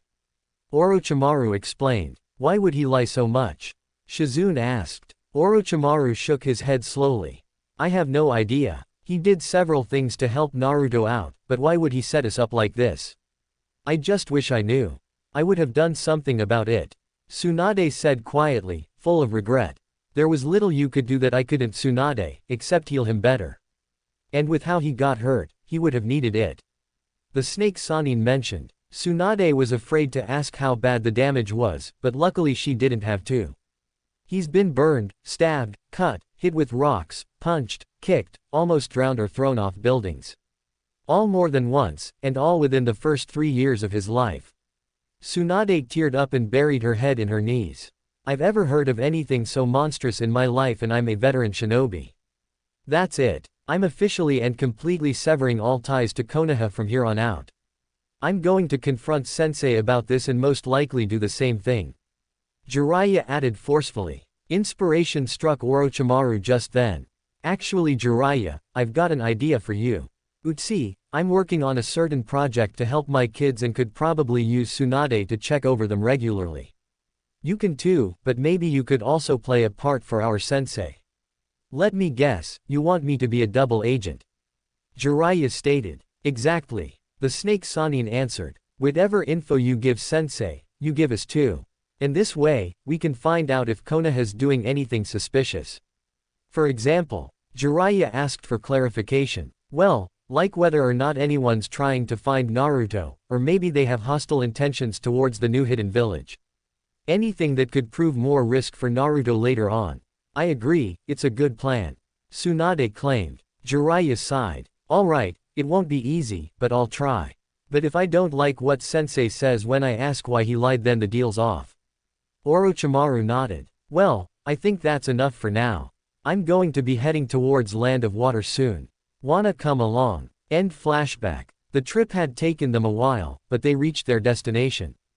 Jiraiya was infuriated the whole time while Tsunade appeared downright depressed. Orochimaru had a good idea why for both. Jiraiya felt betrayed by Sarutobi and pissed at himself for never taking the time to confront Naruto's status from someone else. Even if he did trust the old man, he probably should have confirmed this info with another. So much more could have been done on Naruto's behalf if Jiraiya had known he was alive. And as for Tsunade, she felt like a failure to Minato and Kushina since she hadn't even tried to do anything after Jiraiya came to her with grim news 3 years ago. She had gone to great lengths to care for Dan's niece Shizune, but hadn't gone to be with Kushina when the due date was near and thus could have helped him as planned. Tsunade felt just plain horrible over that. Finding their way to Kiri wasn't too hard for them, mostly because they had been there before for their own Chunin exams years ago. Not to mention the fog was a dead giveaway they were heading in the right direction. When they got to the edges of the village, they hid in some trees rather than just enter. Shizune was currently hiding in a small den in the ground they could get back to later. Jiraiya summoned 2 small toads. You two check out the area. Let me know if you spot anything hinting to killing a lot of the residents. The toads departed and entered the misty village. You sure it'll be that obvious? Tsunade asked. You can't have whole clans be slaughtered and keep it a secret. Jiraiya commented. They waited for a while, but not as long as they initially expected when the toads came back. We saw a ton of people tied to posts being kept in some sort of prison yard, as if they were going to be executed. Most of them looked unconscious and none smelled dead, but we couldn't get close enough to confirm that with the guards around there. Jiraiya shared a look with his teammates. Not very discreet. I know this village has taken a turn towards being more vicious lately, but I figured they wouldn't make a spectacle out of something like this. Well, let's go see them ourselves and make them an offer. Orochimaru suggested. There are guards posted just so you know, so it won't be that simple. The toad told them. We've got our ways. Orochimaru commented with a grin. When the Sannin snuck towards the wall surrounding the prison yard, Tsunade summoned 2 slugs and had them approach the nearest guards. Once the guards saw the gastropods, they spewed some non-lethal toxins at them, knocking them unconscious for about 2 hours. Tsunade and her slugs repeated this one more time on another pair of guards to make their entry less noticeable. Once they felt confident, the 3 shinobi sneaked inside. There they saw numerous people of various ages and genders tied up like they were going to be crucified. Some of them even had blindfolds on, implying they had dujutsus. There were even a few children and at least one pregnant woman tied up here, showing that the current Mizukage was completely apathetic to them all. None of them looked dead, but few of them even looked conscious now. Dear Kami. Tsunade gasped. Why are they doing such a thing? For some reason, the Mizukage began spreading anti-Kekkei Genkai propaganda here, claiming it's a crime of nature and a sign of demonic heritage. Considering I once heard that Kekkei Genkais originated from Jinchurikis, I could understand that, but they've gone so far as to make it a witch hunt here. Personally, I believe that the Mizukage is intimidated by them all. Jiraiya quietly thought out loud. Well, I don't care about that. Let's see if they're willing to hear us out. Orochimaru stated. He then carefully and quietly approached one of the conscious prisoners, followed by his teammates. Who are you? What do you want? The prisoner quietly asked, more out of fear than anything else. This one was a man with a white shirt, a navy blue hakama, and no footwear on. His hair was blue-tinted black and cut really short. I'm here to make all you an offer. Take it and you'll live like you always have been, refuse and you'll stay here. Orochimaru answered. What are you, a devil? Like I really have an option when it comes to that. Just what's in it for you? I'm creating a new hidden village, and hoping to find some people to live in it with skills to offer. I'm sure at least some people here would rather live there than die here. The snake Sannin told him. Wait, did you just say you could save us? A woman with long brown hair who looked like she was playing dead suddenly spoke up. The Sannin nodded. Please, take me and my daughter out of here. I don't want to die.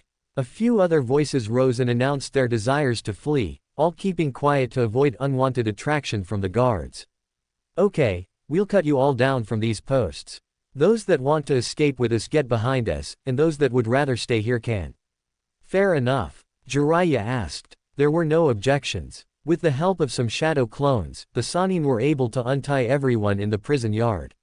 Apparently none of the captives decided it was better to remain in Kiri and risk delaying execution, so all 214 prisoners unanimously decided to become citizens of the newest shinobi village in the land of rice paddies.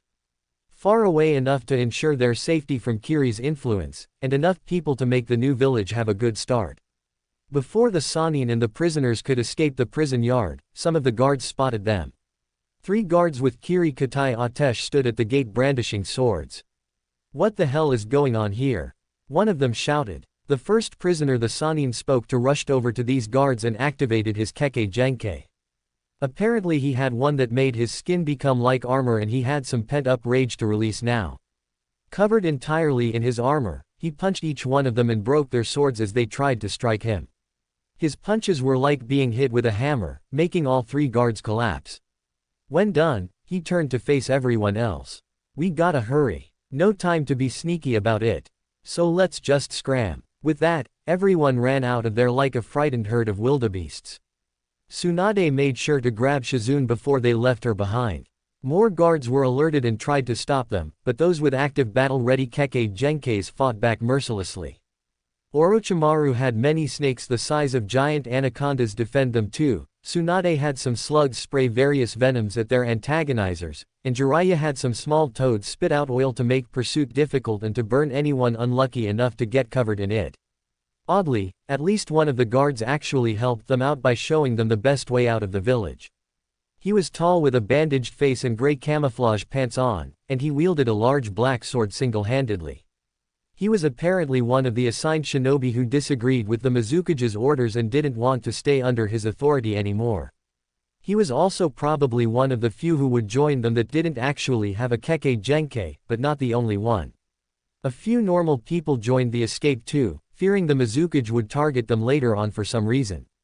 By the stroke of midnight, the 3 Sannin and over 200 people formerly of Kurigakure had reached the shore and got onto several ships already arranged for them to leave in. Before they could be pursued any further, Orochimaru had some sea snakes take care of anyone who might try to follow them to the mainland.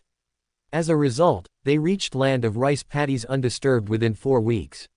Ch. 9 explaining. Once Jiraiya and Tsunade reached the palace of the Emperor of Land of Rice Paddies, they both had only one thought cross their minds.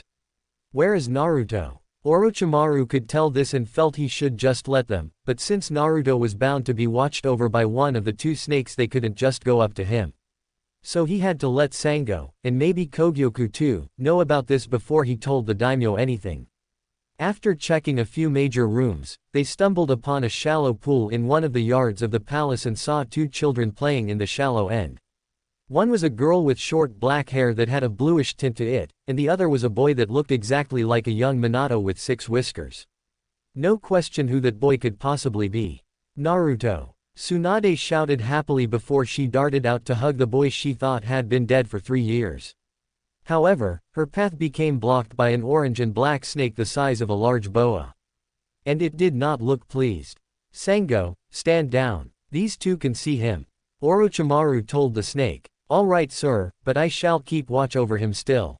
Sango stated. Orochimaru nodded, showing his 2 teammates they could proceed. Just remember guys, he's young and not used to strangers approaching him with good intentions. So you might want to restrain yourselves a bit for now. Tsunade and Jiraiya tried to keep that in mind while they tepidly approached the pool. The kids obviously saw them and stopped playing to watch the new adults, who could now see the girl was a Hyuga. Hi, are you 2 Jisun's friends? Naruto asked with a polite smile. Tsunade couldn't restrain herself any longer and reached out to hug him. She got into the pool and went right up to the young boy and enveloped him in a soft embrace, surprising both kids. Fortunately neither screamed or anything like that.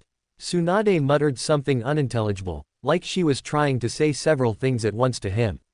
She loosened her hold on him when she felt him squirm, but she didn't let him go just yet. When she looked at his face she saw he was worried but not downright panicked. "It's okay Naruto. I'm Tsunade, I'm like your grandmother." Naruto gasped. Really?" He turned to Orochimaru for confirmation, which he gave, then back to Tsunade. "Ba-chan." Tsunade happily cried at hearing him call her that, and she hugged him tighter and whispered something in his ear. Jiraiya leaned in, perched on the edge of the pool, and smiled warmly. "Hey there kid, I'm Jiraiya, and I guess that means I'm like your grandfather then." "Orochi-chan?" Naruto innocently asked, much to Tsunade's amusement and Jiraiya's chagrin. Even Orochimaru chuckled at that, guessing Tsunade must have told the boy to call him that. "And just where have you two been all this time?" An irritable girl's voice said from the direction of the other side of the room.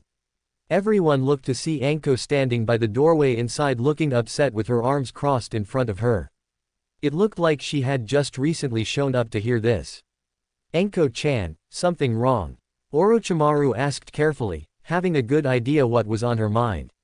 "Yes there is Jason. These two have been gone all this time, playing around like you said, and now they think they can just go up to him and act like it's no big deal. What gives?" Fortunately the two visiting Sannin could tell this girl was just being protective of Naruto rather than downright telling them off, so they didn't overreact to her claim. Jiraiya stood up and looked at her gently. "We would have helped him out, but the Hokage lied to us and told us he died years ago." Anko's eyebrows arched but her expression didn't overall change. "The old man who helped him out.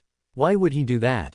"That's what I intend to find out," Jiraiya replied. "But just so you know, if he didn't, me and Suan here would have come back to Konoha to care for him." "Are you two married?" the young purple-haired girl asked curiously. Both Sannin looked unsure how best to answer her, while the remaining one covered his grin with his hand. "Actually, we're just friends and prefer things that way," Tsunade managed to make herself say a bit later. "And we're gonna be here for Naruto from now on. I have to take off one more thing first," Jiraiya added. "I'll see you guys soon. I don't want to wait anymore to hear what excuse he has for this." He then shushined out of the palace. "Wouldn't want to be sensei now," Orochimaru commented. 2 days later, Sarutobi was going through the paperwork at his desk when Jiraiya invited himself into the office. "Jiraiya, this certainly is a surprise. Not as much as the one I got," the Toad Sannin commented. "What do you mean?" the old Hokage asked. "Oh, I happened to bump into my old teammate not too long ago. I was surprised to see him away from the village and thought it was a good idea to look into it. Imagine my reaction when he told me why he left." Sarutobi was perceptive enough to hear what wasn't actually being said here. "I'm sure you've got some questions you want answered." "No, I wanna play golf." "Of course I want answers," Jiraiya responded almost yelling, being sarcastic in the beginning then completely serious at the end. "Let's start with the most obvious one. Why did you lie to me like that?" Sarutobi paused to inhale from his pipe, making Jiraiya suspect he was buying time to phrase his explanation in an innocent way. "More likely to cover his own ass." "What would you have done if I hadn't?"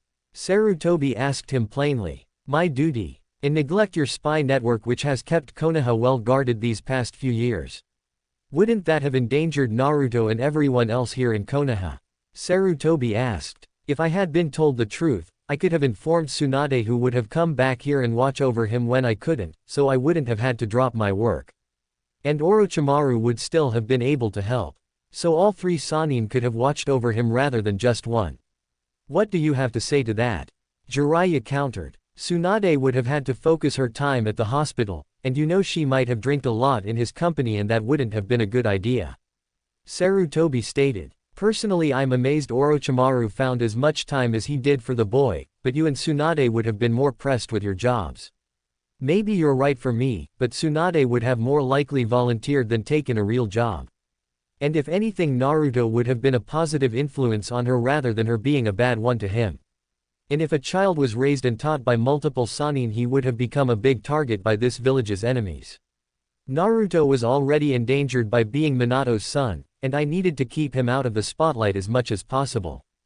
Jiraiya snorted angrily. "If that was true, then why did you allow knowledge of him being a Jinchuriki to be known to others?"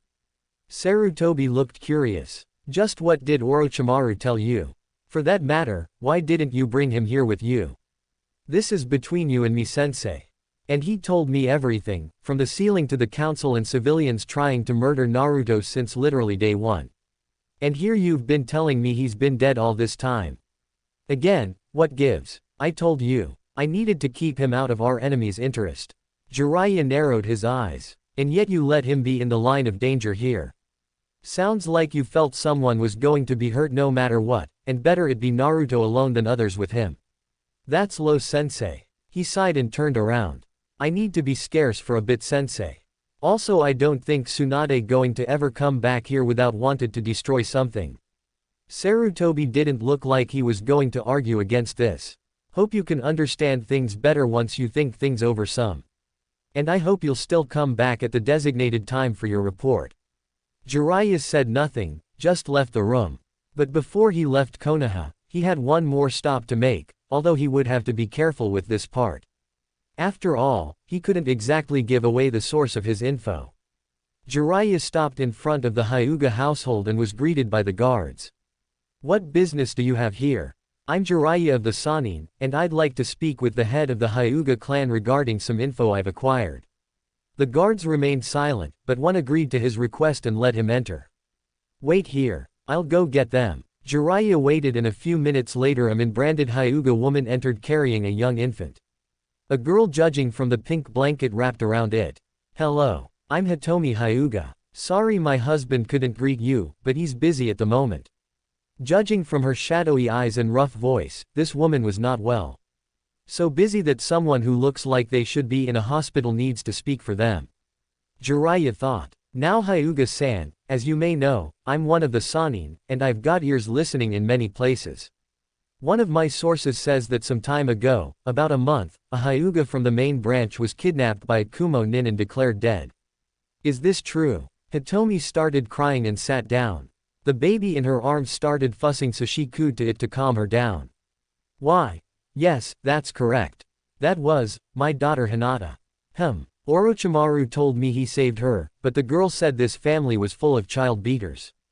She said her mother was nice, but dead. She must have been wrong about that part, but is she on the other? This was the main reason Jiraiya wanted to see the Hyugas while he was in Konoha. Ma'am, that same source told me some rather unpleasant news. They said they saw the body, and before they destroyed it per ninja orders, they saw signs of abuse before the kidnap.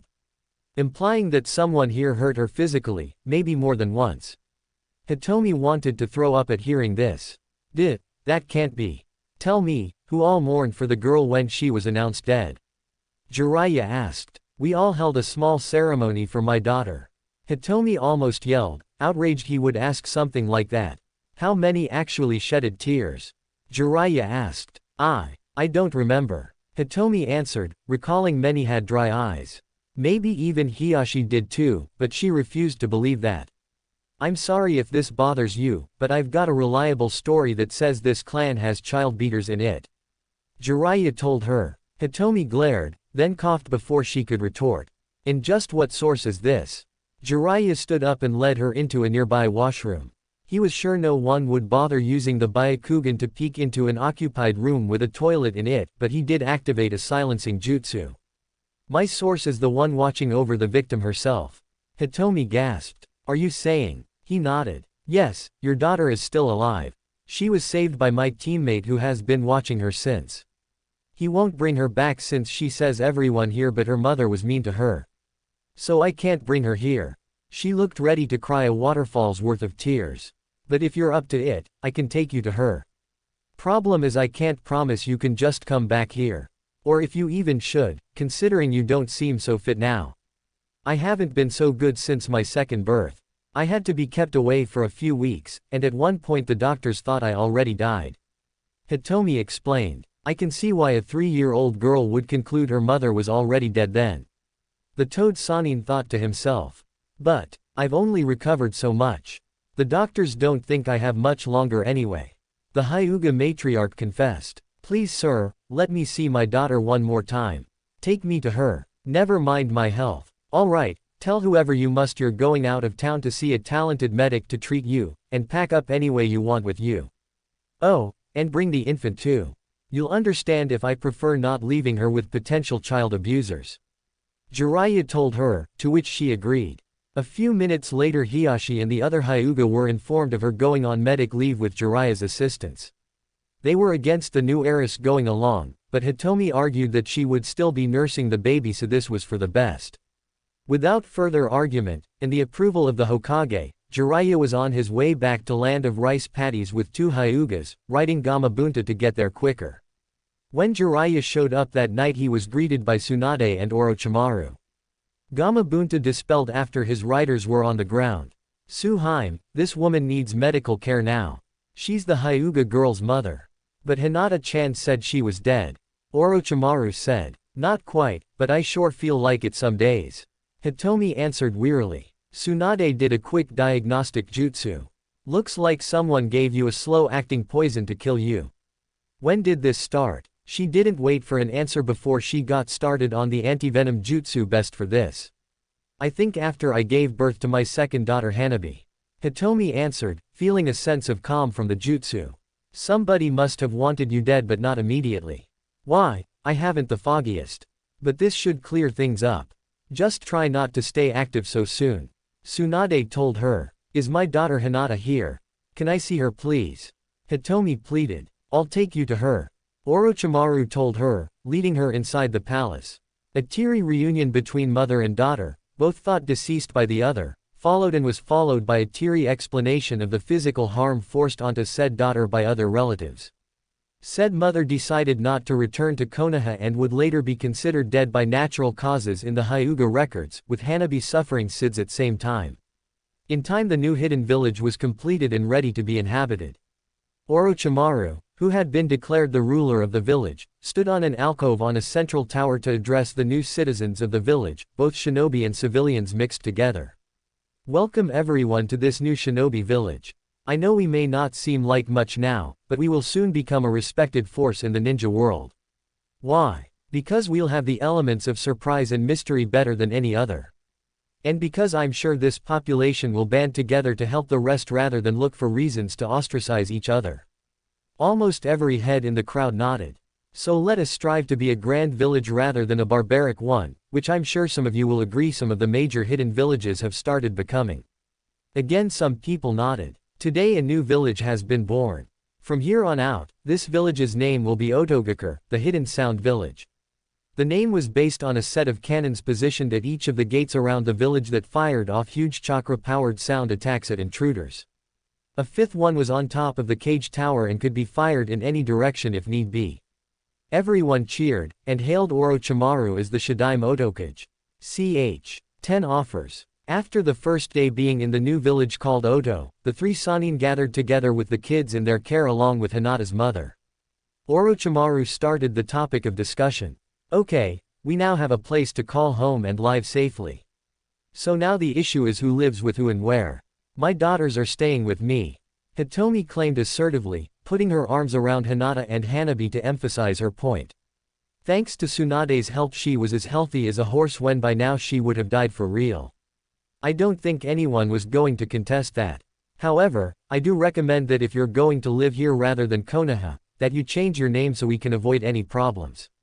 Jiraiya told her. Hitomi nodded. Sounds fair. I think we'll go with the name Hibiki, in honor of this new village. Hibiki means sound, echo. Orochimaru smiled. I think that's quite an appropriate choice. But won't people see your connection to the Hyugas just by looking at your eyes? I can wear contact lenses to cover that up, and so can my daughters when they're old enough. And maybe we can modify the Juken enough so that others won't connect us that way either. Sounds good. Now, as for the other kids, I think we should. Tsunade suggested. Me and Otudo will stay with Jisun then. Anko stated, cutting off the slug Sannin before she could say otherwise. Now little girl. Jiraiya started. Anko gave him an angry look. No old man. I know you and her are Naruto-chan's grandparents, but you two were more interested in books and beer to notice him. Now you come here and want to act like it never happened. No way. My brother is staying with those I know will care for him. Orochimaru smiled at how fierce this child could be in the face of 2 Sannin. Anko-chan, you're going to be quite a force when you're older. He then cleared his throat to catch her attention. Actually, Anko-chan, what my teammates were going to say is we all reside here in this tower. That way all you kids can be together and we all can watch over you. No fair splitting you guys up is it? Or giving you random people to call parents now. Anko's temper deflated. Yes, Jason. This will also help us keep an eye on those marks you all have now. Orochimaru added. Tsunade, Jiraiya, and Hitomi had been more than appalled to hear about that little incident. Jiraiya tried to seal it up but couldn't undo it for reasons that escaped him. It was as if it was only part seal, part something else entirely. Tsunade checked as well and her medic ninjutsu did nothing to improve it. If anything, her jutsus meant to calm it only aggravated it instead. What about Hinata? Hitomi asked, since her oldest child had the curse mark too. There's enough room for the three of you as well. The carpenters sensed several people might reside in this tower, so there's enough room here for 24. Orochimaru answered. You really want to stay here? Just like that? Kabuto curiously asked. Hitomi nodded. You heard what Hinata went through. How could I make her go back to that? Or Hanabi either, to maybe be their new target. Better I stay here and let them think I'm dead or something, even my husband. He wouldn't be able to hide this secret from the Hyuga Council. Yay! Hinata-chan staying with us. Naruto cutely cheered, making the adults and the mentioned girl grin. Later that night, while everyone was asleep, Jiraiya was doing a quick check on Naruto's seal. Just a precaution to make sure no one had done any tampering with it without Orochimaru's knowledge. It was unlikely, but the snake Sannin wasn't as good with seals as the toad Sannin, and he couldn't have watched Naruto 24/7 for 3 years. So Orochimaru let him check it out, but he, Tsunade, and Anko insisted on sticking around and watching, if nothing but to satisfy their own curiosity and protective sides. Jiraiya checked Naruto's sedated body over like a surgeon might. He noticed the curse mark darken and try to spread in the meantime, so he put a suppressor seal on it for the meantime. Hopefully it would last. But when he took a direct look at the seal for the Kyuubi, Jiraiya's vision darkened for a moment. When he could see again, he saw himself in front of a giant set of cage doors standing in shallow water. He noticed a piece of paper with the kanji for seal on it on the cage, and knew exactly where he was. Minato, did you plan this? Or am I here by accident? The pervy sage asked himself. The sound of breathing and groaning made him stop, and the sight of a large red eye slowly opening made him freeze. Who are you? A tired but strong voice asked him. Jiraiya was half tempted to give his trademark introduction, but wisely thought the better of it. I'm just checking up on the boy. I never expected to come across you. The Kyuubi shut its eye again and slowly reopened it, but not as much this time. If you're here to hurt the kid, you just made a big mistake. The fox growled, almost protectively. I'm here to help him. The last thing I want to do is hurt him. Kyuubi looked at him like it was studying him, and it appeared more alert and awake this time. How do you intend to help him? Since I'm in him, I'd be affected, so I have the right to know. I just wanted to make sure the seal hasn't been tampered with or weakened in any way. Some idiots in Konoha could have easily done that if they did anything to him without truly thinking it through. Jiraiya explained. The Kyuubi groaned, or maybe yawned, it was hard to tell here. Nothing like that I've seen. From what I recall, the seal was the only part of him those bastards and bitches left alone. Jiraiya blinked in surprise. From what you recall, I saw everything through his eyes. I can't do anything except heal him though, but only so much or he might get poisoned from my chakra. Otherwise I'd have gotten rid of that new mark myself. That one's a bit of a nuisance. From what I can tell, it's some sort of false Kekkei Genkei, giving him a unique ability, but it can't be passed down to his own kits. By the way, go easy on the sedatives, they're only making it worse for him. How? Jiraiya asked. I'm no expert like that vixen you're with, but the man who gave the kit that Mark said being close to death would trigger a second stage for that mark. I think being heavily sedated for a time might be just as effective for it. Jiraiya thought this over. I'll take your word for it, since that thing is very confusing to me. I've been trying to understand it since the kid and the others got it. I believe it's some sort of secondary chakra source that first awakens in a dangerous situation. Maybe activating an already present Kekkei Genkei will trigger it too, but I'm not sure. Does kind of throw a wrench into my possible offer. The Kyuubi mentioned. Possible offer. Jiraiya repeated curiously. I might as well tell you anyway, since the kid's too young to understand. You see, the Biju, when sealed inside a human, can do something to help their host out and prolong their life.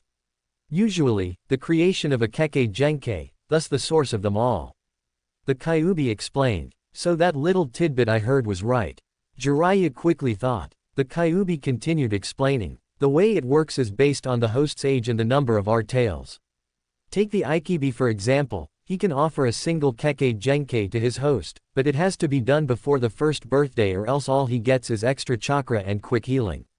Since a human that young can't understand the situation, the Ikibi usually chooses the Kekkei Genkai for them, and it's always sand-wielding. So you can give Naruto a Kekkei Genkai to make him a better ninja when he's older. Jiraiya asked, and Kyuubi nodded. But Naruto's 3, going on 4. Isn't he too old for you to do that? If I was the Ikibi, or anything weaker than the Sanbi, then yes. But I have until he's 9 years old, since I have 9 tails. And what's more, I can give him 9 Kekkei Genkais total, either already existing or completely original. All he has to do is decide which ones he wants, and I can give them to him. Jiraiya gasped. N9 Kekkei Genkai. How could anyone possibly handle that? He can't use them all at once. And if he were to reproduce when he's using one of them, it would be passed down to his own kits. He'll basically be a Kekkei Genkai factory and need 9 mates when he's old enough. Jiraiya paled. N9 whoa, women. I never thought I'd envy a 3-year-old before. Then he thought of something unperverted. Wait, what do you get out of this? 2 things. 1, that he won't die anytime soon. The host's death hurts the Biju too and it hurts like hell every time. And 2, when he finally does die, if he accepts the offer, then I don't die with him, but get to return home. Otherwise, our lives become permanently linked.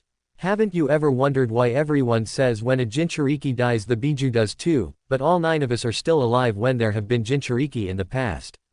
Jiraiya went over all this newly gathered info quietly.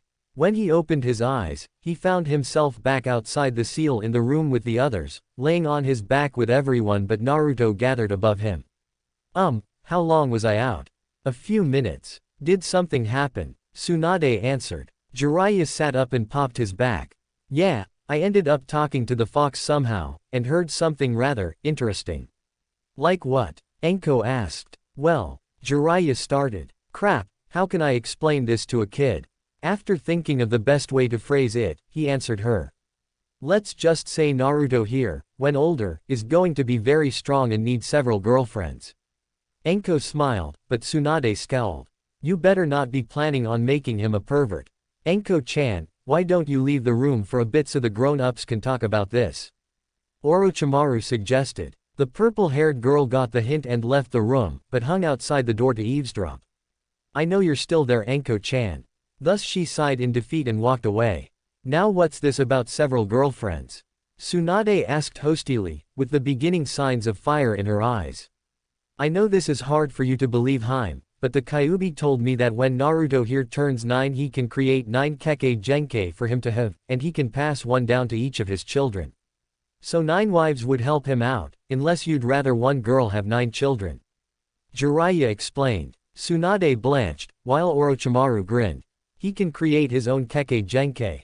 Jiraiya nodded. Or he can assume one that already exists or went extinct. He can only use one at a time though, and each kid of his can only inherit one. I'm not sure what the case would be if the mother has one too though. Orochimaru's grin widened. This is perfect. I know we already brought in some Kekkei Genkais, but an opportunity like this is like a godsend. Think about it, we can either help out a thinning bloodline or make one that none of our enemies have ever heard of. Hell, we may even be able to improve already existing ones. Calm down, Tem, none of this can happen until he's 9. Jiraiya pointed out. I know. So we've got 6 years to help Naruto come up with 9 abilities. Oh, the possibilities. I think we just got a great trump card against Konoha. Orochimaru claimed. And I know I'm overpowering Naruto too much, as many fics tend to do, but I decided to try out a harem fic and I wanted a reason less cliché than the CRA. I've already got a few good ideas for some bloodlines and most of the girls, but I'm not finished for both lists. If anyone wants to offer a few ideas for girls or bloodlines, leave them in a review. I'll keep the bloodlines a mystery, but here are the girls already selected: Hinata, Isaribi, Kin, Sasama, Femhaku, and Hanabi. Tayuya, Tamari, and Shizune are good too if readers want, but Anko and Kurenai won't be options. I've already got plans for them. That was part 1 of What If Naruto Was Raised by Orochimaru and Protected by Anko. From pain to power, Naruto's transformation has just begun, and Konoha has no idea what's coming next. If you enjoyed this story, make sure to like, share, and subscribe to FoxFanFiction. Comment below, should Naruto forgive Konoha, or make them pay? Eyes.